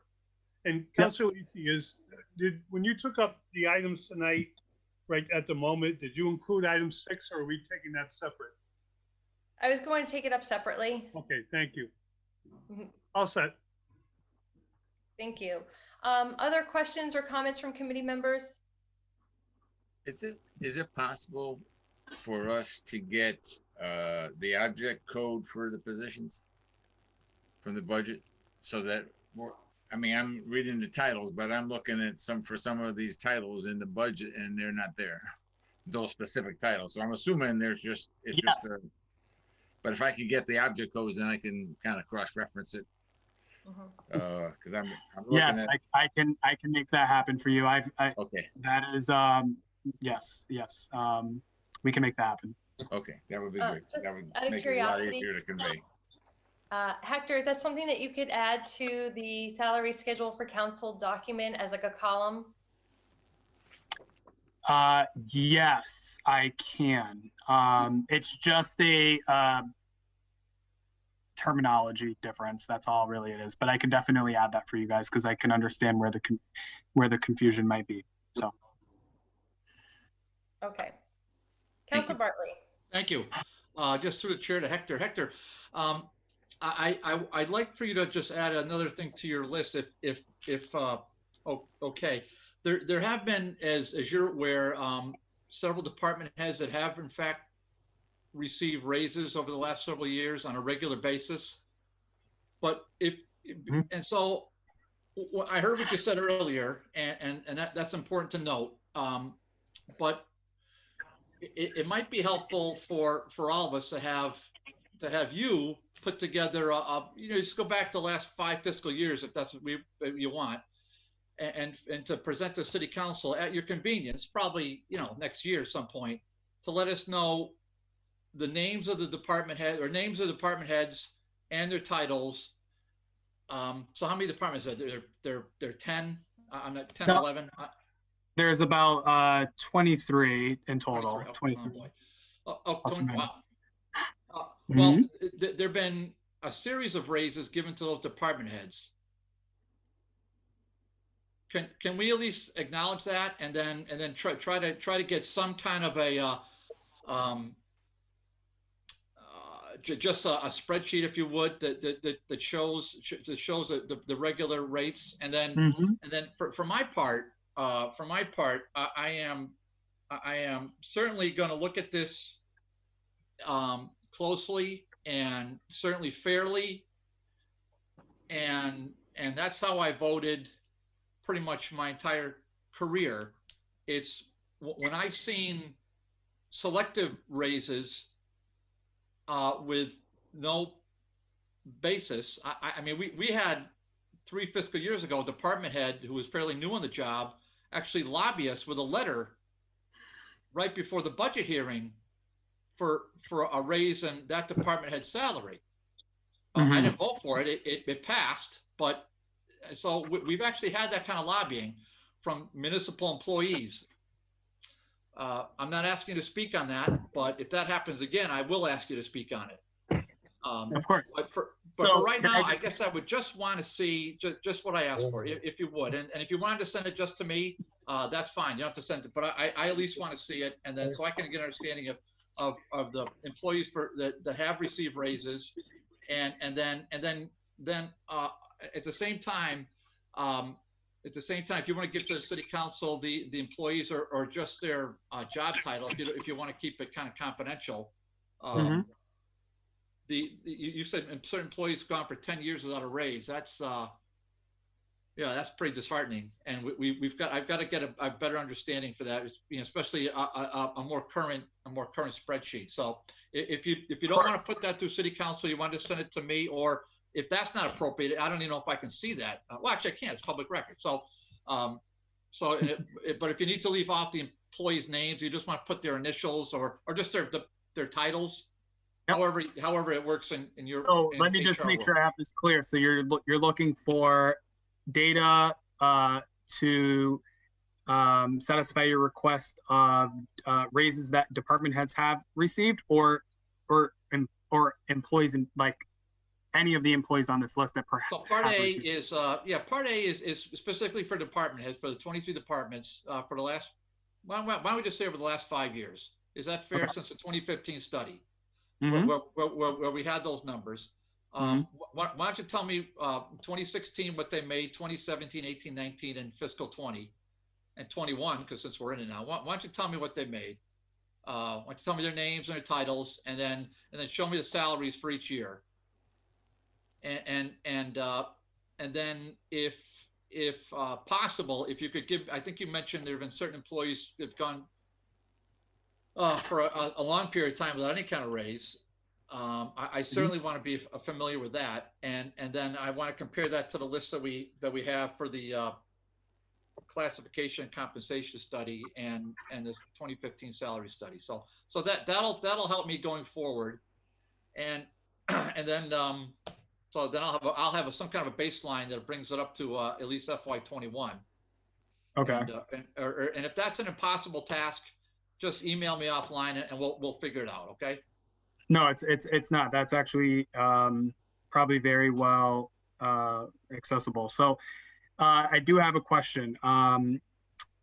With regard to the raises, do you want the raises that a department head has received that is within their salary range, so they were eligible for an increase, or do you want raises that were brought to the attention of the council to bring a department head or any employee into a salary range that has exceeded what the ordinance is? Because I know that exists. So I just want to make sure. I want to make sure that what you're thinking is what you're looking from me, or what I'm thinking is what you're. Okay, well, let's do it this way. Make that a little bit more complex. I'm just trying to get the actual numbers, Hector. So is that not what I said? So what the actual salaries were? I want to make sure that if I'm presenting you with raises that department heads have received, if it's within their current salary range, I don't think that it really doesn't serve much purpose in terms of addressing the salary study. Okay, well, you can. If you want, why don't you give me what I asked for, which is just the actual salaries. But if you want to expand upon that, I'm happy to look at it. Okay, so you can help me have a clearer picture of where we are. All right, sounds good. I do also want to make it clear that so most of the people that are in the salary study are not department heads. So most of the people that are in the salary schedule are not department heads, and that in fact the department heads through the PSA have already adopted the salary study through contract negotiations. So they made use of the study, and their salaries have been adjusted to reflect the data from the salary study. Who's being left out and who we're trying to address now are non-union employees, elected officials, and then those temporary season contract and miscellaneous workers. And that is correct. Sorry, Councilor Lisi. So that is correct. And there are a very few, I would say maybe a little less than half of department heads that remain who are not part of the PSA. So that is the information that I can share with Councilor Bartley, because I think that's what's pertinent. It's not the salaries of raises of folks that are in the PSA, because the salary study does not focus on those positions. So I think that would be obsolete. So I would only focus on the positions that the salary study is addressing and the current department heads that fall within the same category of non-union employees and miscellaneous scheduled employees.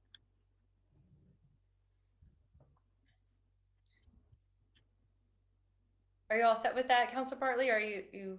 No, I just gonna say, I mean, I understand what we're looking for. So Mhm. I'm just trying to put it into context, because so there have been plenty of employees that have received salary increases over the last 10 years, 5 years, plenty of employees.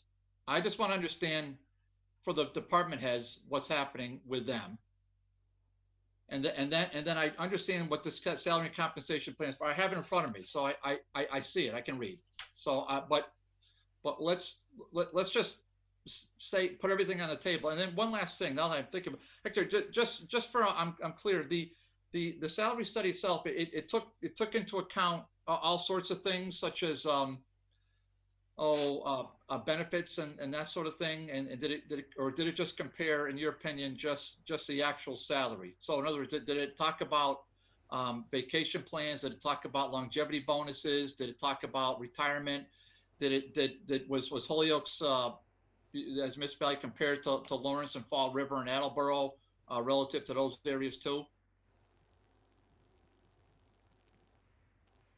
So I can review the salary, the entire document again.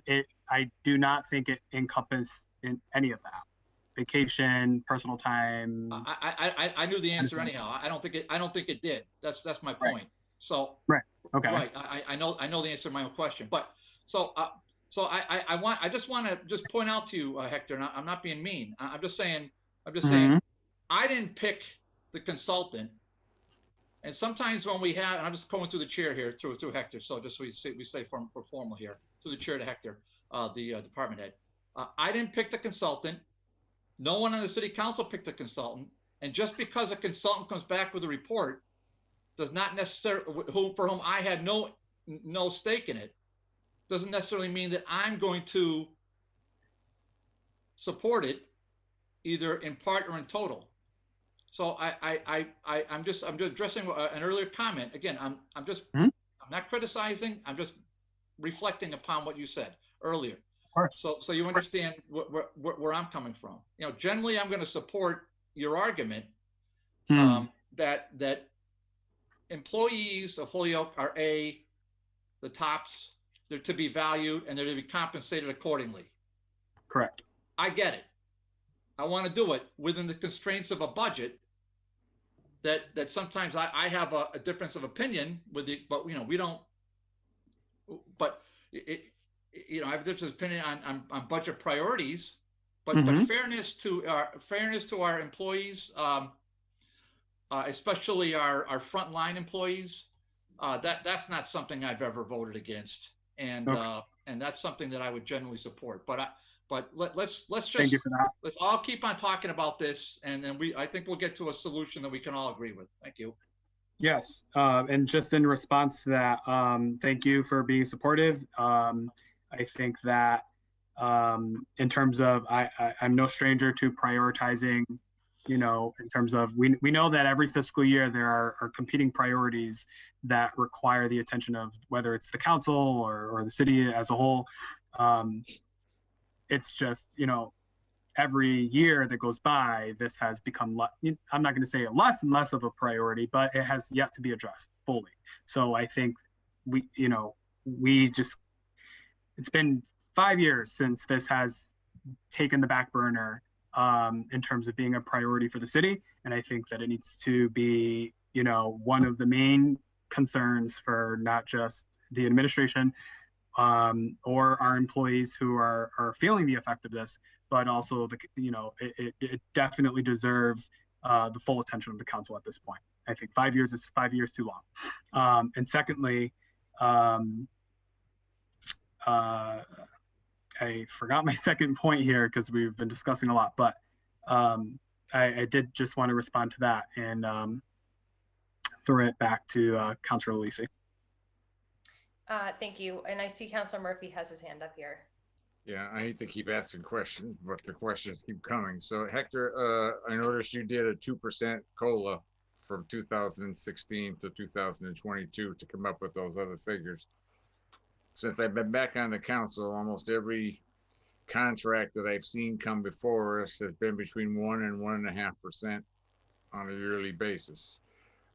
So could I ask you to also create a listing where we would do 1.5% COLA rather than 2% COLA, which I think would be more in line with the contracts that have come out for unions and others that have had contractual salary increases, which I think then creates that a little bit more fair. And then the other thing, and this kind of goes to Councilor Anderson Burgos's comment about the elected officials. I mean, one thing I think whatever we finally get to decide, I think one of the realistic things to do would be to create a situation where clearly on the anniversary of someone getting elected, there would be a salary, but then there would be some kind of standardized formula that would provide, whether it's every second year or every fourth year, whatever, but some kind of formula that would create a raise in that salary so that we're not trying to go with a $15,000 or $20,000 increase. We're realistically having a $6,000 or $7,000 increase after the term or something along that lines. And I think that would be both from a standpoint of not making it political, not making it personal, would make a lot more sense than to try to create a salary adjustment of significant proportions and then come back 4 or 5 years down and try to do the same thing. I mean, I think we need to come up with some kind of thing that is a calculation that is just consistent and lacking any personality or personality. So I agree with you there. I think the situation that we're in now is because we have failed to have that mechanism in place, you know, for well before the salary structure. I think our salary structure, the data that was submitted back to the city showed that we were lacking even back then. So I think the issues that we face are long existing, and we can figure out, you know, I think there's a responsibility on our part to figure out where we need to bring these folks to, and then to determine some sort of mechanism or adjustment or anything that you're speaking of. I think we would have to reach out to, you know, an expert in creating such a thing. I can say where we are currently. If you guys see folks, you know, during the budget season being brought from one particular salary figure to a higher, it's probably because they deserve it, not because of performance, but because of longevity, because of it's the salary, the salary structure that currently exists, so it allows for it. And then it's up to the mayor or the council to, you know, make that decision if they're going to approve that particular request for the salary increase. But I think overall, everyone on this list is on the list because they currently and were back in 2016 not meeting a base. So it's not about the particular individual, it's about the position. So maybe you know, there's a particular position that you know, whoever occupies that position, they make what they should make. You know, is it a new employee? Are they with the city for 1 year? But the salary range itself for that position does not meet minimum standards. So if we were to lose that person and hire someone else, who are we, you know, again, back to the law department, our attorneys, we are not going to find an attorney who we can bring in at a minimum of, and let me just pull this back up. We're not going to find I mean, we have up until this point, fortunately or unfortunately, but we can't bring in an attorney to make $49,000 a year. It just doesn't make it. There is no rationale behind that, but that is where our current salary structure lies. So Yeah, there needs I'm fine with that, Hector. I was just talking about the elected officials, in terms of the mayor, city clerk, and the treasurer, because I do think, it's been a long time, but I just think we need to be intelligent on where the adjustments are, and then we need to have some kind of strategy that becomes non-political, because they're political positions. More so than the others. The others, not that they're not employees, but the others are kind of more of a staffing level, if you will. And I agree with exactly what you're saying, and we were in that position, back in when the salary study was conducted. What you're asking for is where we were 5 years ago, and unfortunately, we made no progress. So, but if I may, I think so. One of the points that Councilor Murphy is making is that it's going to always be difficult to pass pay raises for elected officials because of the political nature of the position. And so once we figure out how to recalibrate the elected positions in this moment, it would be great if we could have adopt some sort of regular schedule for making, whether it's a COLA adjustment or adjusted for inflation every 4 years, so that you don't have to continually, politicize and raise the pay rates for elected officials, that it happens a little bit more automatically. And again, whether it's calibrated by inflation or COLAs, but it's, every 4 years, there's a scheduled increase that is predictable and calculated sort of apart from whoever occupies the position. Is that capturing what you were saying, Councilor Murphy? Yeah, that's what I'm saying. I would really kind of say every 2 years, since they're 4-year positions. That way you would make that COLA after a 2-year situation, and then consider after the 4 years, there would be the next adjustment. And people running for that office would know what that new adjustment is going to be. And again, it would be the office and not the person. Whereas, because they're getting elected, whereas the other people, they're working, they are being judged on their performance. Obviously, we wouldn't be giving raises for somebody on this list if we didn't think they were doing a good job. And that, I just think while they're both talking about salaries, one is more political, one is more trying to work out fairness to all employees. And thank you if Hector can send that adjusted list at 1.5, I would appreciate that. And that's the last question I'm asking tonight. And I'm keeping track of all the requests so that I'll be able to help Hector, meet these requests. Councilor McGivern, I see your hand up. Thank you, Councilor Lisi. Just a couple thoughts. Part of what we're doing, I agree 100% with Terry Murphy that we need to look at these positions and not look at the people who occupy these positions when it comes to the compensation schedules of the city itself, because that's just the first step in being able to appropriately assign the salaries to the people who do occupy these positions. And we need to do that kind of with blinders on in black and white, but it's difficult because we recognized this 5 years ago when the study took place. And 5 years ago, we have people who have not had a salary increase for 5 years. Those people have now not had a salary increase for 10 years. And Hector, you're absolutely right. If we don't do something, those numbers, that gap is just going to widen, and it's going to be more difficult from a budget point of view to be able to narrow the gaps themselves. So what the perfect world is, in budget time, the mayor introduces a budget and we look at COLA increases, and that's what we've gotten away from.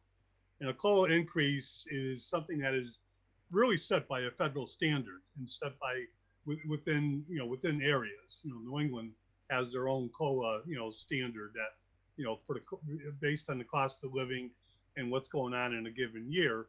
And typically that type of increase is what most employees need to keep up with the cost of living.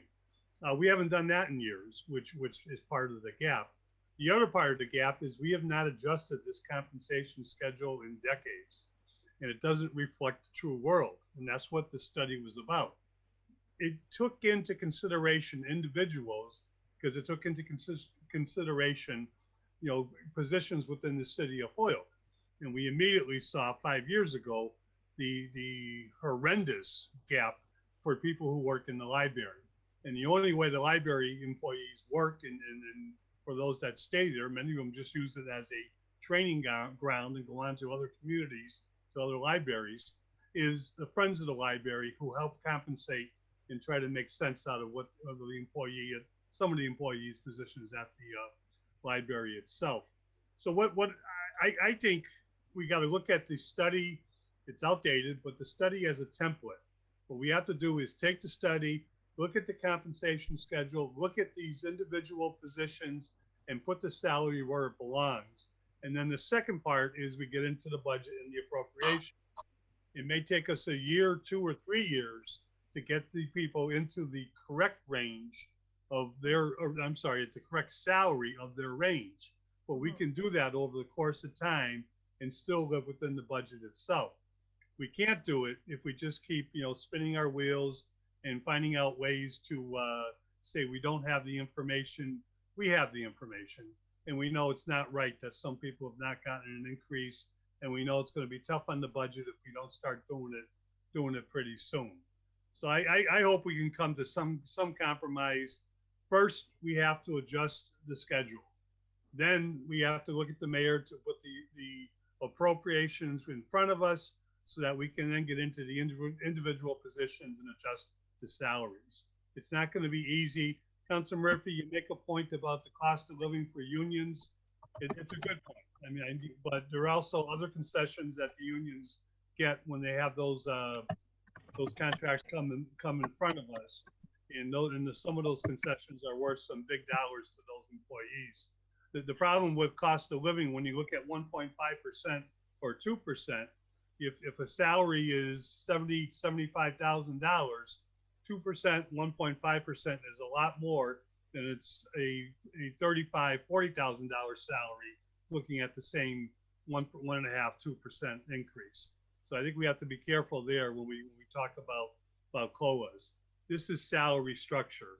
COLAs should be semi-automatic as long as we can fit them within the budget. Okay. So my sense is that folks on the committee need to sort of get a little bit more organized and orient themselves with the different bits of information that are here. We're also looking for Hector to just provide an analysis of what 1.5% COLAs would look like, the object codes, as well as who in the city has received raises within the last 5 years. We have a number of department heads on the call. I do think that we're not in a position to dig in, like do a deep dive into the numbers today, because things are still a little bit in flux in terms of making sure everybody's on the same page with all the documents and information. But I do want to give department heads that showed up an opportunity to speak if they have comments to make about the salary schedule in general. And then I do have one specific question for the library when and if we get there. But I see Chief Preskopowski's here, and Sergeant Hart is here. I think more for the reserve officers, the city clerk is here, Brenna Murphy, and Mike McManus from the DPW is here. Does anybody, either any of those department heads, want to take a moment to comment in generally or specifically? Chief Preskopowski. Hi, everyone. Thanks for having this meeting tonight. It's very, very important that we take a look at these salaries. I just want to speak tonight advocating for my 2 administrative assistants that work in the fire department. They've both been with the city respectively 25 and 28 years. They've put in a tremendous amount of time for the city. They make my department run. I couldn't do much without them. They're dedicated and loyal. I can't ask for more from them other than advocate for them when it comes to a quality of life increase in pay, which they deserve tremendously. They have not received raises well, they received a raise, I think in 2018 somehow, but before that, it was 10 years before they received anything. And they haven't received anything since. They're maxed out at their PR 14 rate with schedule, which is due to their seniority, which is a good thing because they stuck around during the tough times of the city, and they've done the right thing, and they've come to work, and they've done a great job for the fire department. And I really want to advocate for them when we restructure these salaries, that they're included in this. And when we look at that last schedule that Hector put together, and some of the positions were highlighted in yellow and some were not. My 2 administrative assistants were not. And when this council takes up this this document, that it looks at all the salaries and not just a selected few, because they all need to be increased, not just a selected few. And I fear that if we do it piecemeal, that the remainder of the people may not get addressed in a timely fashion. So I'm just advocating for my people. They deserve it. And whatever you guys can do would be greatly appreciated. Thank you. I can just speak a bit to the highlight, just to clarify things, Chief. The highlighted individuals are the folks that wouldn't meet the present floor of the salary range. The administrative assistants in your department, if they were not highlighted, it's because they would be within the new adjusted range, but it would still, we're looking to adopt a slide of the entire range across the entire schedule. So nobody would be left out. It's just there is a cost to bring people who are outside of the adjusted range up to the floor. And that would be the dollar amount that was associated with column O. Correct. And I would like to expand on that. Both of the chief's assistants, along with a select few of other positions, and I think he is right that it was passed and I think it was the fall of 2018. I don't have that information in front of me right now, and I'm sorry. But there was an ordinance that was created or passed upon of X amount of folks that have not received an increase in X amount of years. There was some sort of basis behind that. That was the year that I actually started, so I'm familiar with it, but I don't think I was part of the conversation prior. And I think those are the decisions that make this process more difficult, because we have 2 people on this list that are not highlighted, and they were given, I don't know, what was it, 2% or 3% increase because they haven't received an increase in over 5 years. It was something to that effect. And that overall, in the grand scheme of things, it messes up everything for the rest of the employees that are part of the same situation. And so it sounds like the last ordinance that was passed passed because of seniority, years of service, which is great, but it did not change the salary range for the position. So if the chief loses both of these employees, he is back to square one when he is looking to recruit and hire for this position that should be making this much and is making this much. So these mid-year rectifications, these band-aids on a these temporary solutions to these large problems are not sufficient. We have to address everyone as a body, and we need to bring all employees to a baseline of where they should be compensated. Competitively.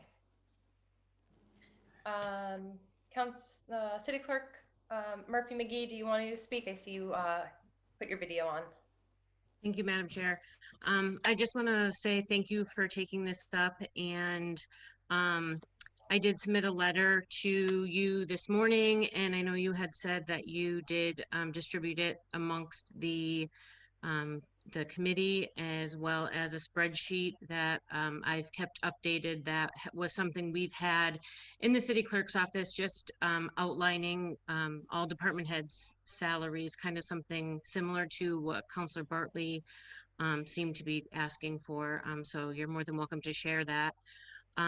Yeah, just like I mentioned in the letter, the assistant city clerk position back in 2015, I had come to the council and asked for a raise for that position because we were coming into a situation where the union negotiations were pushing my second assistant position up higher than my assistant. So I had asked for a salary change for her just so she was making more than the second assistant, who is a lower position than her. And the rest of my staff in the city clerk's office, as well as the registrar of voters office, are all union employees. So they do receive, small raises with their union negotiations. The assistant position does not, as well as the city clerk position. The city clerk position has not seen a pay increase since fiscal year 2007. So going on about 14, 15 years now, this position has not seen a salary increase. So that's, when I started this position 7 years ago, things were quite different than they are now, including, I'm not going to get into the whole list just because I put it all in a letter today, but as you all know, early voting started back in 2016. Just in this 2020 year that we're currently in, we've run 4 elections and did 26 days of in-person early voting. We've mailed out over 20,000 ballots. All this is just stuff that has never happened in prior years and has just been accumulating, since I've started. And like I've said, this position's salary has not been increased in quite some time. So it's all stuff I spelled out in my letter. So I'd be happy if you would distribute it to the rest of the council. And I really appreciate all of the comments from the councilors, from other department heads that spoke. A couple weeks ago, I was able to tune in at the end. I know the building commissioner had mentioned that every year that department heads don't receive a salary increase, they're actually receiving a salary decrease because health insurance goes up, the cost of living goes up. And it is an uncomfortable situation for elected officials to have to be in this position. And I really appreciated, Councilor Murphy, Councilor McGivern saying that this is something, Councilor Lisi, that this is something that should be looked at, and we shouldn't be put in this situation. We should have something on the books that allows for a COLA increase every couple years, every term at least. So I really appreciate you taking this up. I know this is something that myself and probably every department head has been waiting for a few years now. So I just really appreciate that. So if anybody has any questions about my letter, the spreadsheet, just feel free to give me a call or shoot me an email. I'll be happy to help or answer any questions. Thank you. Are there other department heads? I do see Mr. McManus. Sergeant Hart here. Can you hear me? Sergeant Hart, yes. Yes. I'd like to talk in reference to our reserve officers, who right now are currently getting paid $14.99 an hour, and we would definitely like to see that increase somewhere into the $20-25 an hour range, just because the work they do day in, day out. These guys are out there just like regular officers, fighting crime, and they attend academies as well. Some of them go to academies 2 times, for reserve and full-time academy. And they play an important role, not only in reducing our overtime, but also in filling in positions and being on the waiting list for the full-time, which helps us with keeping minimum manning available. And I just feel that they're overdue for a raise. At $14.99 an hour is ridiculous. Sergeant Hart, this is Hector speaking. I'd appreciate if you stay on. So I agree with you about the the rate that the reserve officers are currently making. They are also part of data that I'm waiting for to be able to dig deeper into. But are you, off the top of your head, are you aware? Because not every municipality has a position of reserve officers. So if for the folks on the call, I want to make that clear. Not every city and town has reserve officers as part of their police department. But for the cities and towns that do or have an equivalent position that functions, Sergeant Hart, are you aware of what those cities or towns are and you may not be, and that's okay, because that's part of the information that I'm going to get. But just for the sake of keeping up with the conversation tonight, are you aware of any of those rates that may exist in other communities? I am not aware off the top of my head, and I know this area is referenced quite a lot, and I just like to caution you and say that you cannot compare apples to oranges. So Holyoke is unique. If you're looking for a reserve salary, I suggest you try and find a similar population, similar crime rate, and the such. And we're saying that range only because of the climate we're in today, and the ability to go out and recruit for additional officers while trying to maintain the current officers we have right now. So in that ballpark that I mentioned, it's just a little below of what our new recruits, new police officers get paid when they first become full-time. Okay, thank you for that. Okay, and then Mr. McManus, are you here to speak, or if not, I'm going to go to the library. Okay. Yeah, I would go to the library. Thank you. Who's here representing the library? Maria. Hi, Maria. How are you? I'm doing good, thank you. Great. So I don't know if you want to make any comments, but I do have a question for you in relation to the salary schedule for council spreadsheet that was circulated. But if you have comments that you'd like to make on your own, I welcome you to do so. Well, I just want to say how amazing Hector has been in putting all those documents together and all the information that he's gathering, and yet we're still missing information to be able for the city officials to make a determination. I mean, this is needed. We talk about how the library, not only the library, the city as a whole, the city employees have not been paid equally or fairly, and that's why we have this since 2016 because of the study that was done. This has been done even before. The library has been fighting to have at least the salary schedule for be changed since 1999. So this has been forever, not just 2016. With the raise that was given maybe a year, 2 years ago, 3% if you were employed for 5 years and you had no change in your salary for 5 years. Out of 22 employees at the library, only 8 got the raise, and then I lost about 7 people the following year because it was not fair, it was not equal. But that is the same situation that we're having in all the departments, and especially for the employees that are non-union. And that's what Hector is fighting for, is for the non-union, because the other people, they have somebody that are fighting and they have already a schedule of how much they're going to get from one year to the next, but not the low end and the ones that are non-union. That's all I have to say for now. But Hector, you've been amazing. And Joe, I appreciate also what all the comments that you did, because you understand the whole process, because you've been dealing with us for a long time and you understand what the city is going through. So thank you very much for that. So Maria, one of the questions I have for you is in the salary schedule for council document, the spreadsheet that was circulated.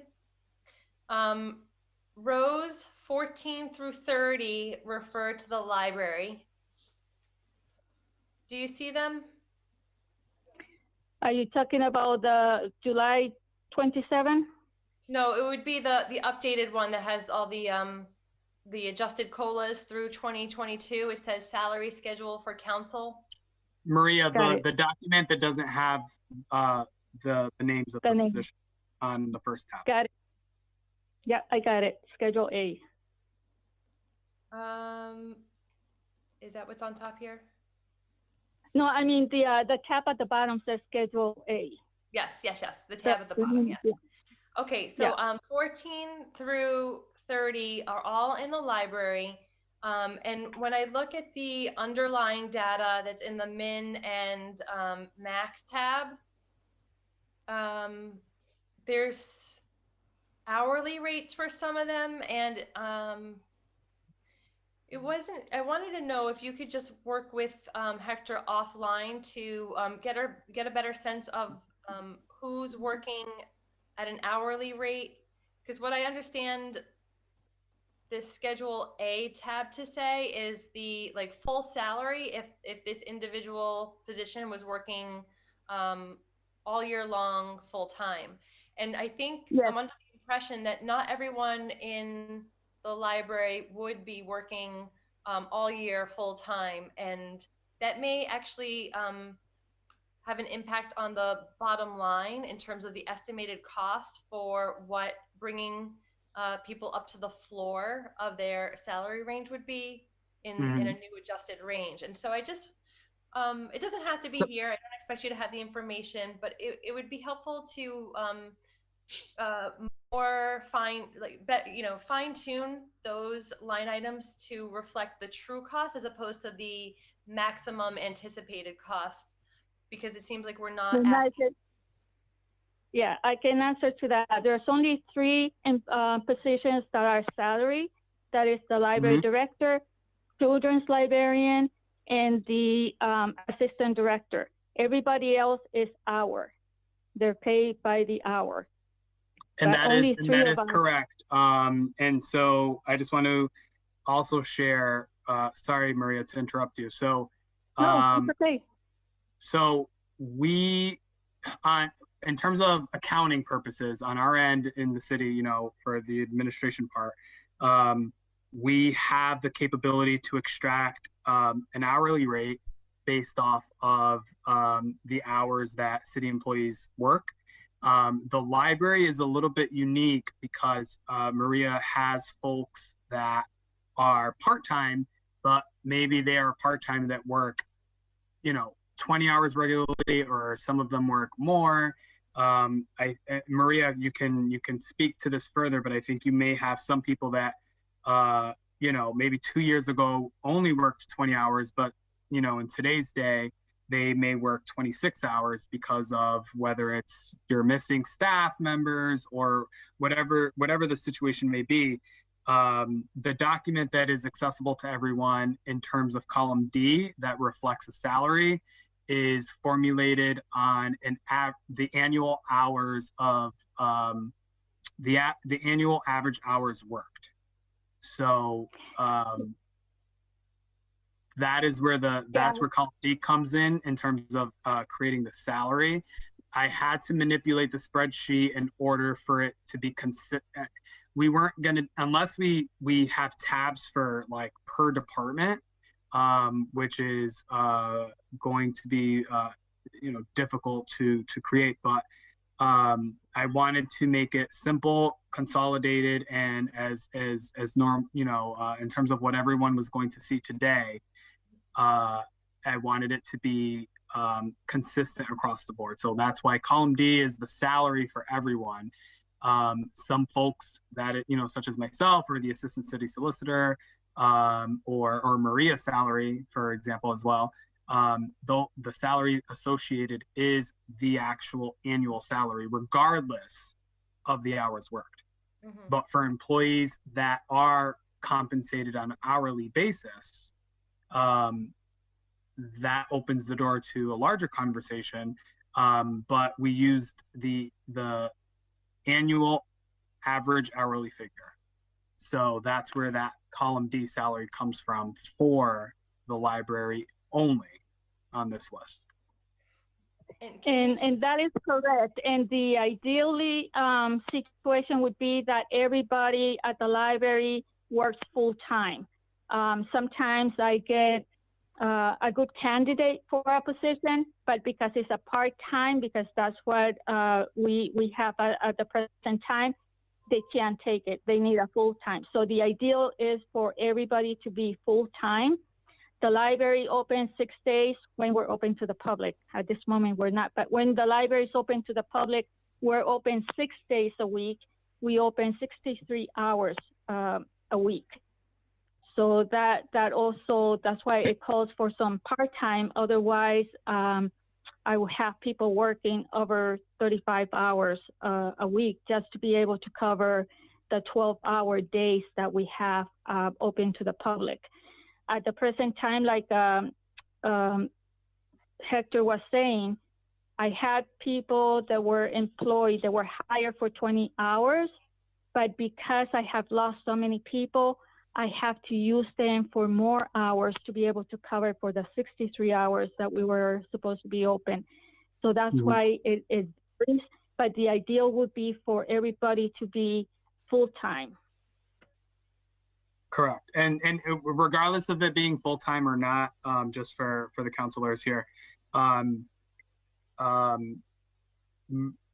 library in itself may be a separate conversation as we dive deeper into all of the intricacies of the salary study, the positions, and where we want to go with this. And for every department, regardless of how large they are, whether it's the library or a department within City Hall, I think there are going to be examples of that affect their department in particular. So, Chief Preskopowski spoke earlier, and really not only are his two assistants they're not making the baseline, but when we're thinking about who's received a raise in the last couple of years, who hasn't, and then we're taking into account seniority, that's a separate conversation from the overall goal of the salary study. And Maria's circumstances are also a separate conversation from the overall, only because of the part-time and losing people, and then in addition to the fact that the positions within her department are also underpaid.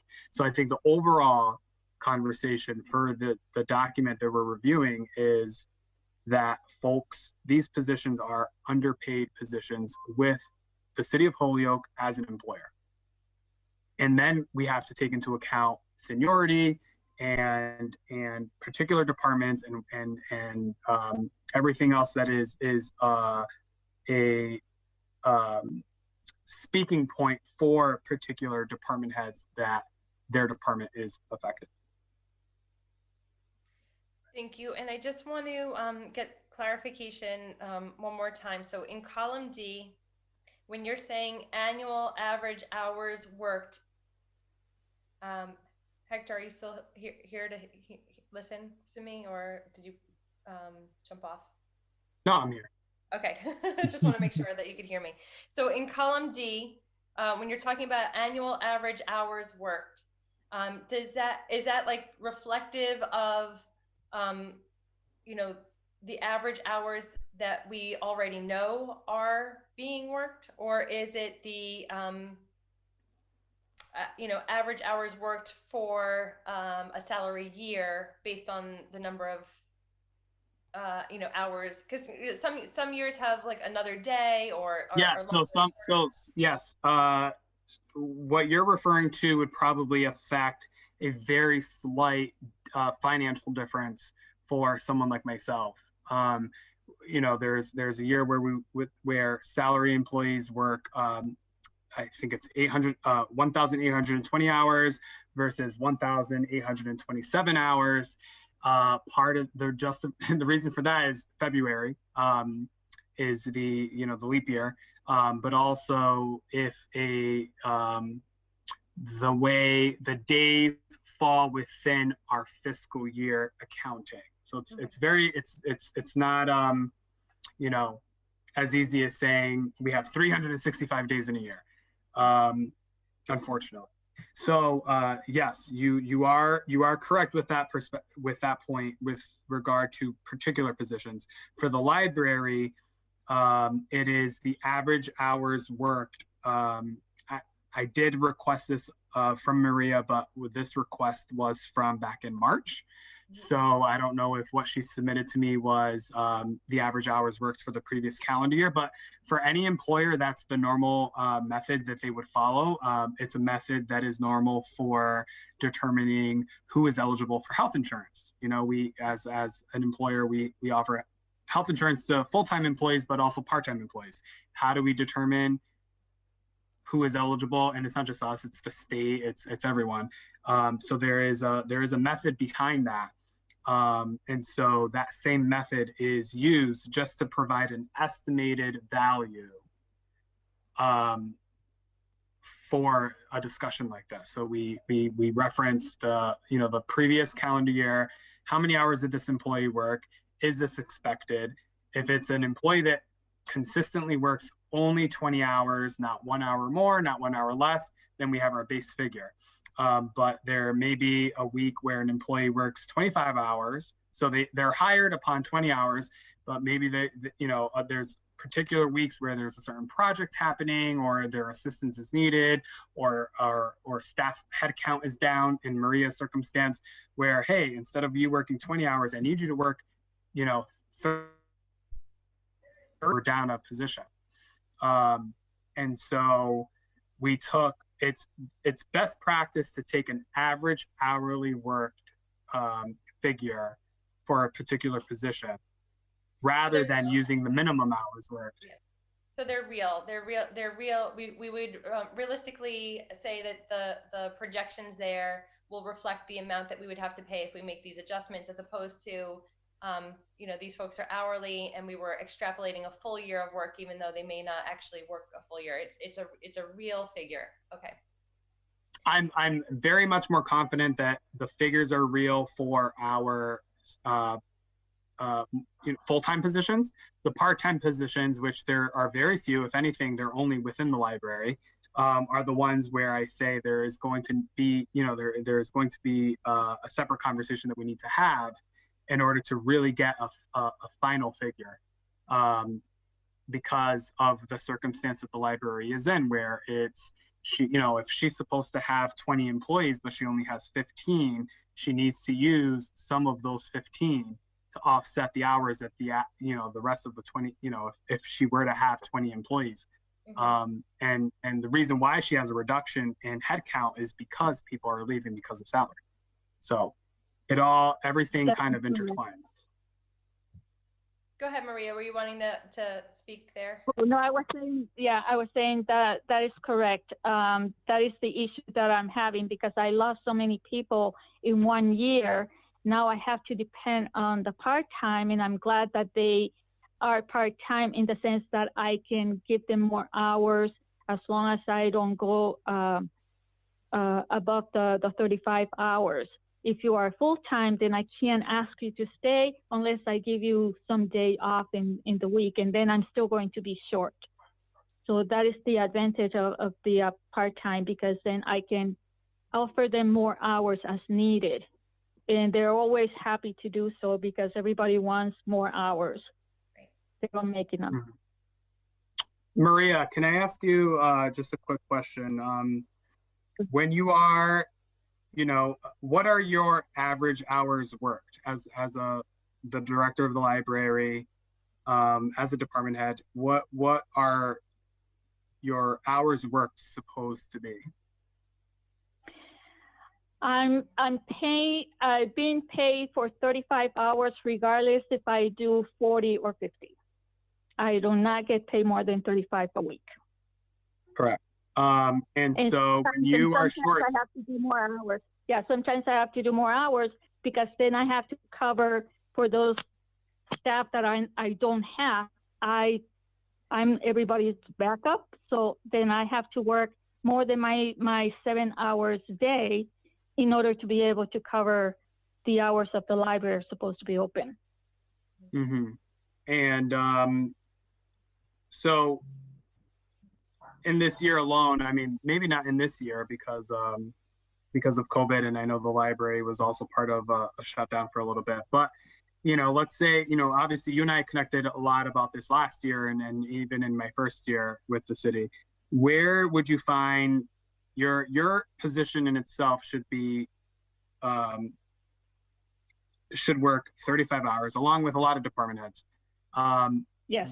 Where do you find yourself? How many hours do you find yourself actually working and physically inside the building because of the circumstances regarding low head count and the low head count, obviously, unless you can provide us a different reason, I think is associated with the low wages that the City of Holyoke pays.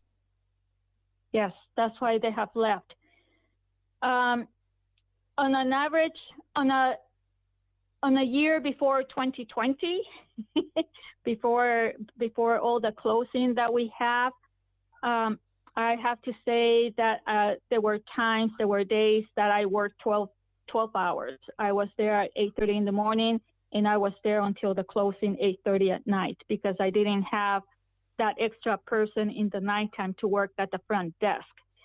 Now with the COVID, I can say I am working more than 35 because I'm a couple of hours I work from home, a couple of days, and I do more than my 7 hours when I'm at home.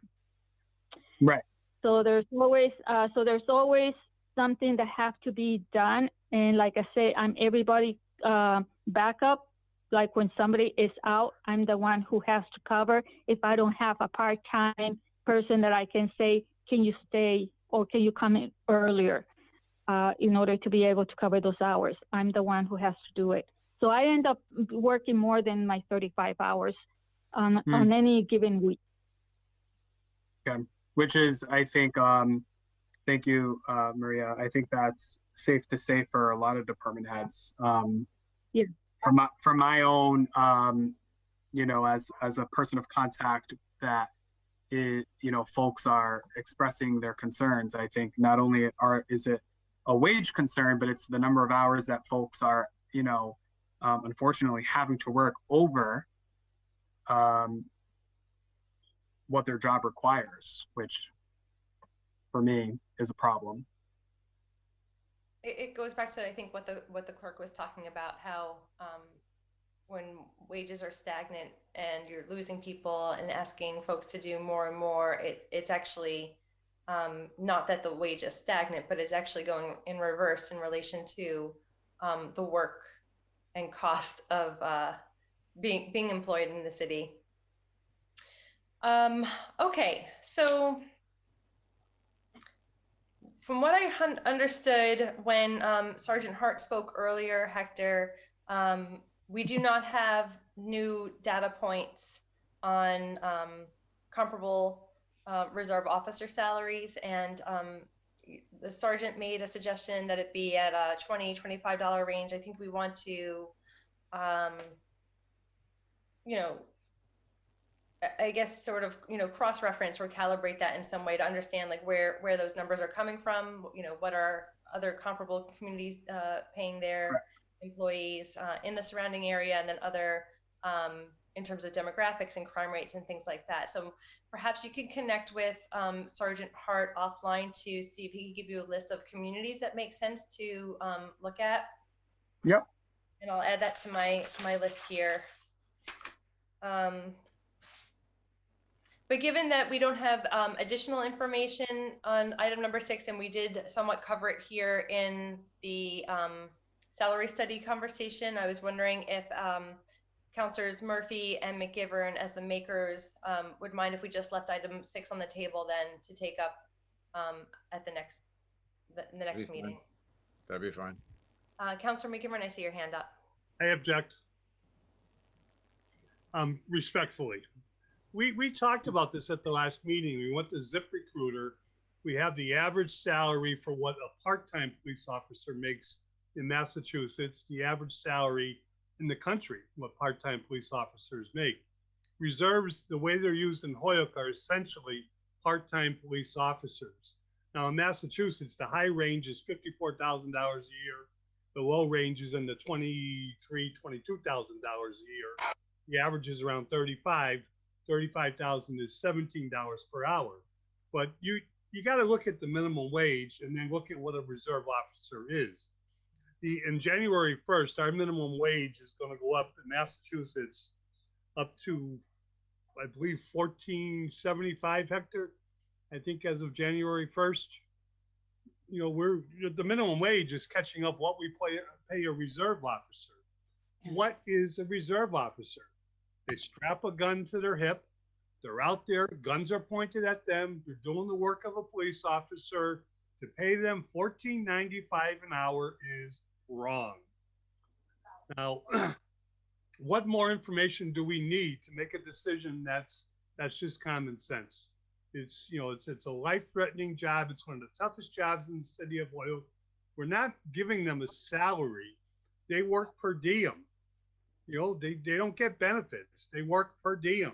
When they go out there, don't they deserve somewhere between $20 and $25 an hour? That's just common sense. We don't need to study this. We need to do something because it hasn't been done for a long time. And just look at the minimum wage table. It tells you right away we're not doing the right thing for these people. Right. So, Councilor McGivern, just to expand off of that, I agree with everything you said. I just do want to correct that minimum wage as of January 1st will be $13.50. But that doesn't take away from the fact of how close minimum wage at the rate of $13.50, how close that is to pay, you know, compensating our reserve officers at $14.99. So we're looking at less than $1 between minimum wage as of this coming January 1st and what we currently pay our reserve officers. So I agree and support both Councilor McGivern and Councilor Murphy, who brought this up at our last meeting. So, Councilor Lisi. Yeah, I do want to just add, I think there's a big difference between $20 and $25, and I don't think we should haphazardly just sort of like point our finger and say this one or that one. I think that having the comparable community data makes sense. Like, is it 20? Is it 23? Is it 24? Is it 25? Like, I'd rather not work in a haphazard manner compared to it's not inaccessible information. I think it's just being able to understand, like, is it 20 or is it 25 or somewhere in between, and why? See, I agree with that. I'm sorry, I do hear Councilor Bacon trying to speak, so forgive me. I do agree with that also, and I think that I can put together something that gives us some sort of some sort of baseline amongst the communities in Massachusetts that actually have this type of position. And then, to my knowledge, there's nothing keeping us from determining, making a decision, a financial decision from that point forward. So we can have some sort of baseline to work with that I can try to pull together. And then, if that baseline is $18, I don't think that there is anything telling us that, the city cannot elect to have this particular position making $20 an hour rather than the median of 18. So I just want to make that clear. Thanks. I do have Councilor Murphy in queue, and then Councilor Bacon, I do recognize that you want to speak as well. So Councilor Murphy, and I'm then going to defer to Councilor Bacon, but if you can come back to me after. I think she tried to get on before me. So. Okay, Councilor Bacon. Thank you. I just wanted to raise a point of order that if we were moving off the package that we had been discussing, that we should table it. And since we took up item 6 and we're discussing it, we should either make it part of the package that we're talking about, because we haven't left it on the table. So we're kind of merging all of our agenda items. I mean, it seems like we're at a place to table the package we had up for more information, and then make a motion to take up item 6 and then decide what to do with it. So I'd offer one motion or the other, or both. Well, let's go ahead and table the package, because it seems like that conversation is at a standstill at this point. Could I ask one question before you table it, though? Yeah, absolutely. Councilor Murphy. Yeah. Councilor Bacon, you all set? Yes. Okay. Well, sure. Yeah, and I'll defer right back to you. But just the question again, as I'm looking at these things, first of all, people have waited a long time. So 2 things I'm wondering about the package. Number 1 is the package. Is our goal to get this passed where it would be effective for FY21 as a whole? FY21 from when we pass it? What do we have a goal in that? I think that given the information that we have, we can go ahead and pass something that would be effective for fiscal year 22. But I think to the point that Councilor McGivern raised earlier, like creating ranges doesn't necessarily mean that we're making, salary adjustments. It will mean salary adjustments for those that are not at the new floor that we create. And that is the only cost of creating or adopting, I should say, the salary study in whatever form we adopt it.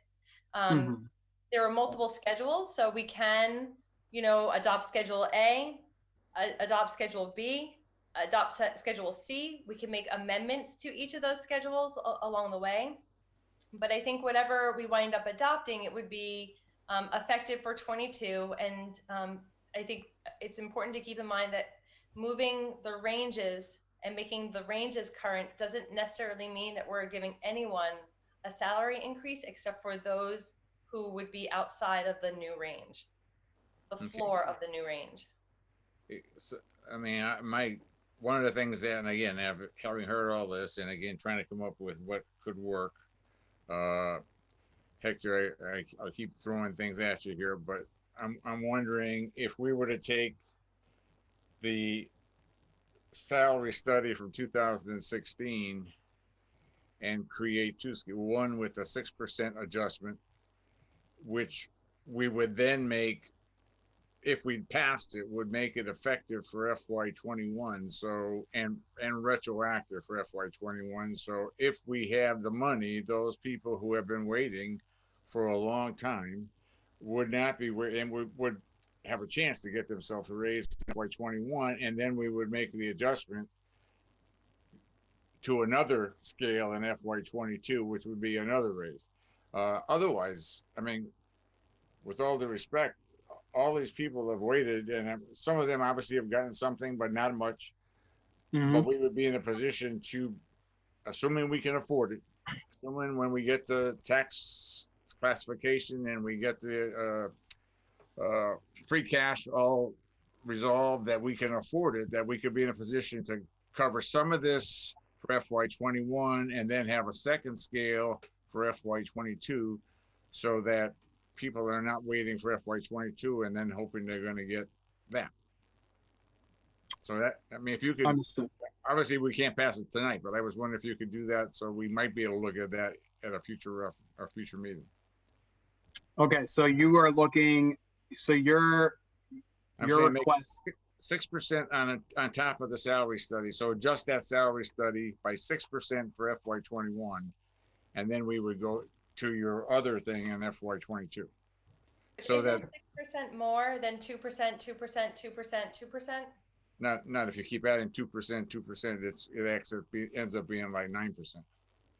So that's doing a calculation of 9 or 12% based off of the proposed annual figure in 2016 is different than doing 2% each year.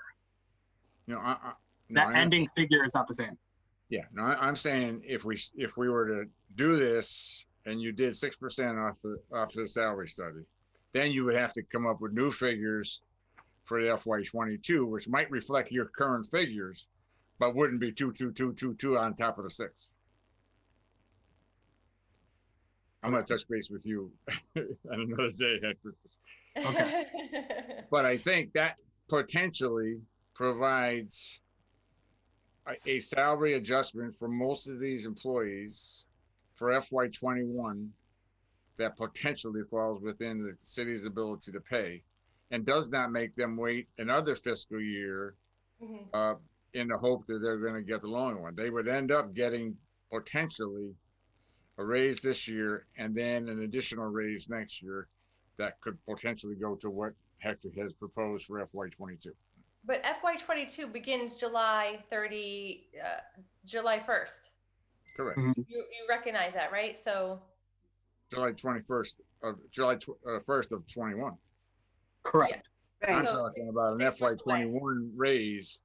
If we were to change the salary structure and have it impact FY21, people would get a raise for FY21. And Yes. and they would not have to wait another year to get their raise. I think I understand what you're saying. Assuming we can afford it. sure, and I would say I think I understand what you're saying. You want to apply a degree of salary increase presently, and it may be that if we do a smaller increase to reflect 21, that we would still be within the ranges without having to adjust the schedule. Schedule could be adjusted for next year and beyond, but if there's a way to bring people up within the present ranges, we should explore whether or not we could do that. Well, I think the salary scale would be adjusted for this year, but with another adjustment next year. I think Okay. in order to get people their raise, I think we'd have to do it twice. One of a lesser percentage for FY21, and then complete it with the FY22 recommendation. Yeah, the only thing That is an option. I just want to chime in and say that whatever the salary structure that we opt for possibly being July 1st of 2021 does not mean that we are not looking to provide.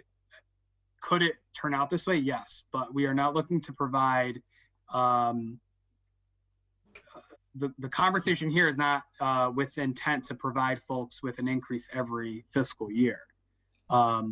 It's to set a new salary range, and within that, determine what a particular individual's salary will be. So we may, pass a new salary range based off of our projections here. But the next assistant to the fire chief is not going to make what the current assistant to the fire chief makes now. The next attorney, the next auditor is not going to make what the current folks are making now, because possibly if they come with the experience associated with it, but if we're looking to create a salary structure that is going to take us into the next, potentially the next 10 years. Hopefully we don't have, I think the goal is not to have to come back to this conversation again. And so if we can create a structure, there are folks that are at their max now. That is going to happen at some point, whether it's 5 years from now or 25 years from now, it's going to happen. But that is because we are not keeping up with certain factors such as, COLA increases or any particular increases of any sort. So I do want to just make sure that, we're not voting on it tonight. We're not going to vote it.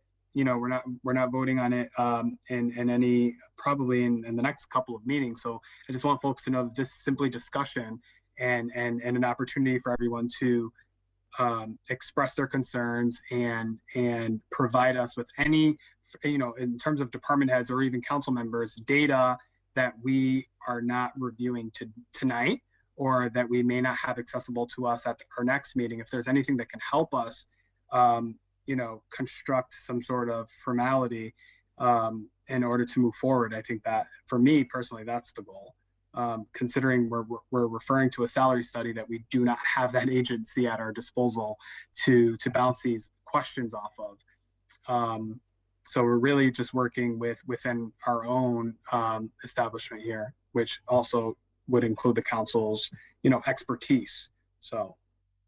Yeah, and I think Councilor Murphy offered to kind of go offline and like check in with our HR director to be a bit more specific about what he's envisioning there in terms of the methodology. But I do want to caution against making arbitrary increases. So like if we are going to do like a FY21 salary range, that it actually is based off of the projected COLAs, that we're not just, that 6% means something at the end of the day, as opposed to something that, is not quite where we want to be, but more than what we would do. I'd rather it be meaningful and not arbitrary. So I'm open to, creating flexibility in terms of the way that we approach this, but I do want it to reflect real numbers as much as possible, as opposed to, just, finding midpoints or happy mediums, because that's, what we can do. Because I think, again, at the end of the day, to the point that Hector was making, we're creating, ranges, and it's more about the ranges as opposed to the individual salaries. Councilor Lisi? Yes, Councilor Bacon. Thank you. Blue hands count anymore? Pardon? Do blue hands count anymore? They do, but Councilor Bacon was waiting. Hector doesn't know what a blue hand is, and he's interrupted my blue hand 3 times. It's true. I should ask Hector to use his blue hands more often. Thank you. Let's hear from Councilor Bacon, because she was. Thank you. I would just like to remind the committee that by setting ranges, we are granting authority to the mayor to set any salary within that range. That's how it works. So if we are establishing ranges that have a minimum and a maximum that is $20,000 to $25,000, we are making it possible for that to become the pay for that position when the mayor decides he wants to put a person in that position. So for us to say we're just setting salary ranges and it would have no budget implications is just not correct, unless we also write language that somehow limits the authority within that range to move people anywhere on the range. And this was one of the main sticking points when this study was taken up and it was reviewed by the council, and we had a number of hours of debate around what the implications of it would be. That was one of the main sticking points. So I think we need to be very cognizant about setting ranges. And I think, as much as also we want to reward longevity, and certainly within the market, we want to have pay ranges that are in the market, there are jobs that max out, at which point people don't get an annual base raise. They may get a percent that goes on their total, but a position at a certain point in time is worth X amount of dollars. So I have nothing, and I never did have anything against having ranges be in the market. However, the way that it was structured there was no budgetary control with ranges, and you can see them in the old language, how broad some of them were. And we've seen a number of people hired in at the max. And the argument that is given is that right now our ranges are low. And in some cases they are, and in some cases they're not. But that argument can be made in any circumstance. So I would just caution us on the fiscal implications of what we're doing, because there are significant ones here. It's why, one of the reasons why it got sent back in the first place. And again, we had asked the mayor to shrink the ranges in these salaries, and it never came back to us in any modified form. And so it still remains, in my view, a major thing that needs to happen so that we don't create unintended budgetary situations that we simply don't have the tax base to afford. So I would just like that to be considered by all the committee members in this regard. Thank you. Thank you, Councilor Bacon. Councilor McGivern. Not a committee member, but I appreciate you listening to me. My first thoughts were what Councilor Murphy said. I wanted to say, yes, what we're doing on the salary study discussion will have and does have budget implications. I think Councilor Bacon brought that up correctly. And I think it's a little premature to talk about fiscal 21, fiscal 22, because fiscal 21, the budget has not been set. The rumor is, the answer from room one, I've been trying to for 2.5 weeks, is that there's not an alternate budget, but a supplemental budget coming in as we're getting ready to finalize fiscal 2021, which is important because we're still trying to figure out what the state budget is and trying to figure out what the federal implications of the COVID emergency funds are going to be on our budget. So there could be room to do something immediately with some of the more drastic salary deficiencies that we're finding in this study. Now, not that I disagree with what Councilor Bacon said, she's correct. The flip side, though, is we have let this go so long that we've got, it's not even a question of longevity. We've got employees that have reached their max and not gotten a COLA increase in 10 years. What does that tell you? There's something wrong. That's what we have to adjust. The one way we adjust it is by adjusting the salary schedule itself. The second way, and Hector, and actually I think this should go to Crystal, is can we give COLA increases to an employee who reaches the max of his schedule, even though the COLA increase would bring them above the max? I'm not asking for an answer this evening, but that's something I think we do have to discuss. We cannot let, and it's not just a few people, but we cannot let these people sit on no increases, no COLA increases for 5 years, and in some cases 10 years, because the cost of living goes up every year. And that's what we need. That's what we need to do, is to adjust this. There were ways that we used to control how room one could put the salary ranges and use the salary ranges the way Councilor Bacon said. There also used to be a super salary range, a structure range that went above the max that had to come back to the city council for a vote when an employee got to that point where they could jump into the super range itself. There are different ways to do this. Control the budget, we have to, but at the same time be fair to our employees. And I think it's time to table this because I really want to talk about item number 6 and go to bed. Councilor Bacon made the motion to table the package, and I believe it was just seconded by Councilor McGivern. So on the motion to table, well, Councilor McGivern can't second it. Councilor McGivern Oh. cannot second, but I will second Sorry about that. Thank you, The de facto committee member. Councilor Murphy, would you second that? I will second it because I know Councilor McGivern would have. I will. Well, if you do a quorum check with all these, I'm only kidding, Linda, with all these lack of videos, sometimes I'm not. I know. All in favor on tabling the package? Aye. Aye. Okay, and then item number 6 under discussion. This is take up item 6. Motion has been made and seconded. All in favor? Aye. Aye.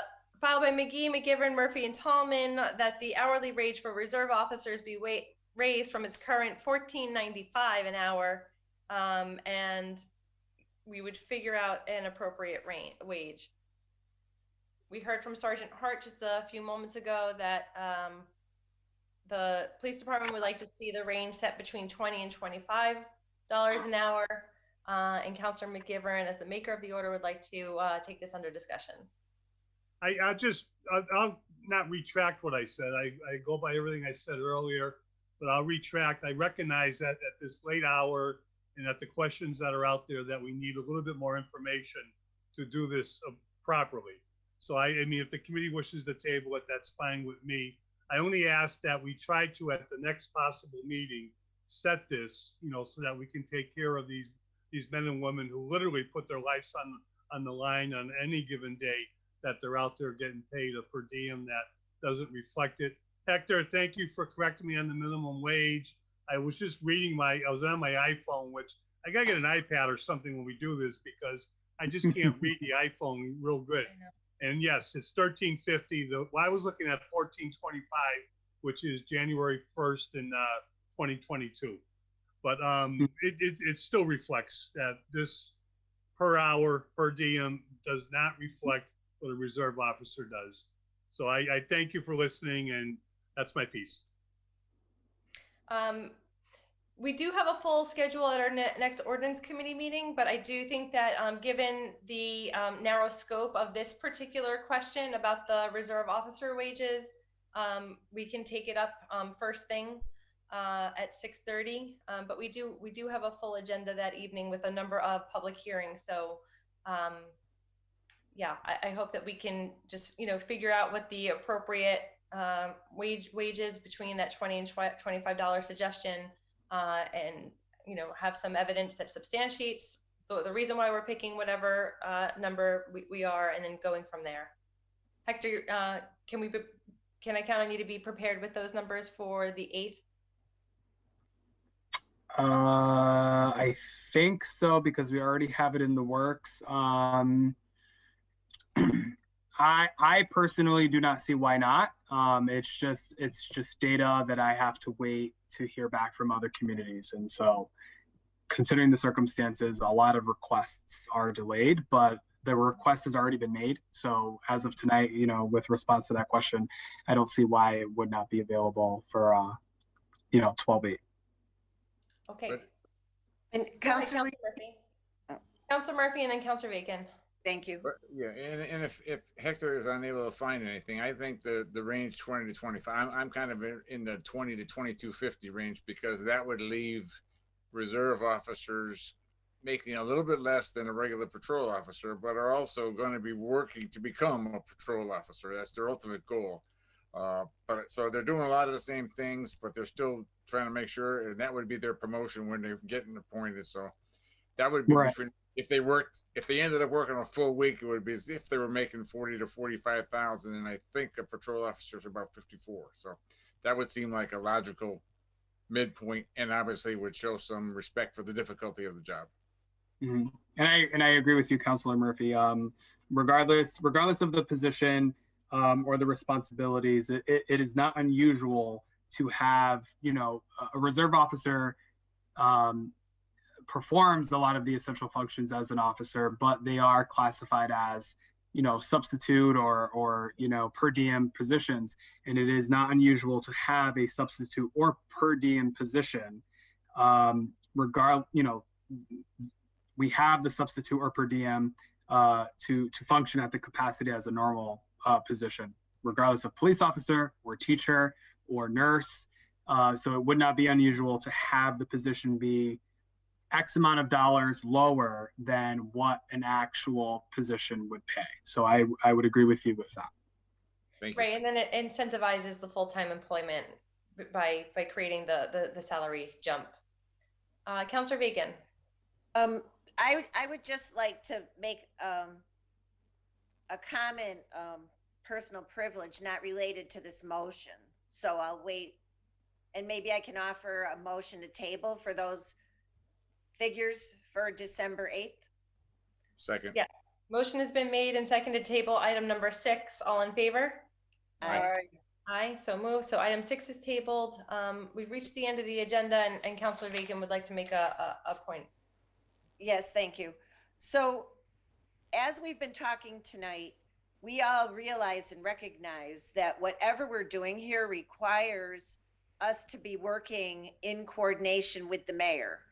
And we all recognize and realize that we have been having limited, if any, response from the mayor, from any variety of counselors at this point, whether they're philosophically aligned or not. And I simply want it put on the record that I personally sat down with the mayor and the president of the council relative to this salary study and reminded him that the ball was in his court in terms of coming back to us to make those ranges something we could work with, which was one of the major sticking points why it got sent back to committee. And nothing happened. And the theme continues today. So we can't just sit over here and do this without the mayor working with us. He is the one that all these people work for. We do not control what the mayor does. So we really need that coordination and that feedback and the willingness to be flexible out of room one. It's not all about what the council has or has not done. It's really a two-way street. Thank you. I think I would agree with you in that, you know, the city council and the mayor both have, I think we both have control. I mean, we really do set the sort of like guidelines and, you know, sort of, we frame the way that employees in the city of Holyoke work for the city of Holyoke and, you know, how they're compensated, what sort of ordinances they're enforcing. I do think that like we're very much a partner here. I don't know if, you know, narrowing the ranges is as important as some of the other issues that were raised relating to budgetary controls or language around perhaps getting city council approval when increases are made or when, you know, salaries are right. My point being, it's all part and parcel of the same concern. Yes, and I do like some of the ways that you know, it was really for the first time that I heard them. That Councilor McGivern noted like the underlying or like the supporting pay structure, if you will, to allow for the COLAs that are above like the max salary, and so there's like a cushion there of sorts to allow for COLAs to continue to take place without having to change the ordinance. I mean, I think that the more we talk about this, it seems the more we definitely need some more thought into perhaps the ordinance language itself. So like the numbers are one discussion, and then the way that it's actually implemented and the controls that we have are another conversation. And that's the hand in hand that I think mirrors the way that the mayor and the council work together in relation to salaries and employment in the city. Yes, and there is a way to give people a raise when they're at the max of a range, but you can't call it a COLA. It just has to be an increase that doesn't go to the base. So there is a way to do it. Yes, Councilor Bacon, you are correct, but I think we've done that. We've done that with positions such as both assistants to the fire chief, but then it still does not answer or satisfy the overall goal here, which is to bring a position up to the correct or baseline salary. If the position is not within market, correct. Correct. And then I did want to just touch quickly on you know, the concern of the mayor, you know, if we were to pass I don't really want to debate this in this fashion. It's we don't really have an agenda item before us, and so okay. You know, I think we can revisit a lot of these issues the next time we bring it up, but I do think the ordinance language and the budgetary control is separate but related, interrelated, heavily aspect that needs to be considered as we deal with the ranges. Thank you. Okay, so given that we're at the conclusion of the agenda here. I'll entertain a motion to adjourn. So moved. Thank you. The motion has been made and seconded. All in favor? Aye. Aye.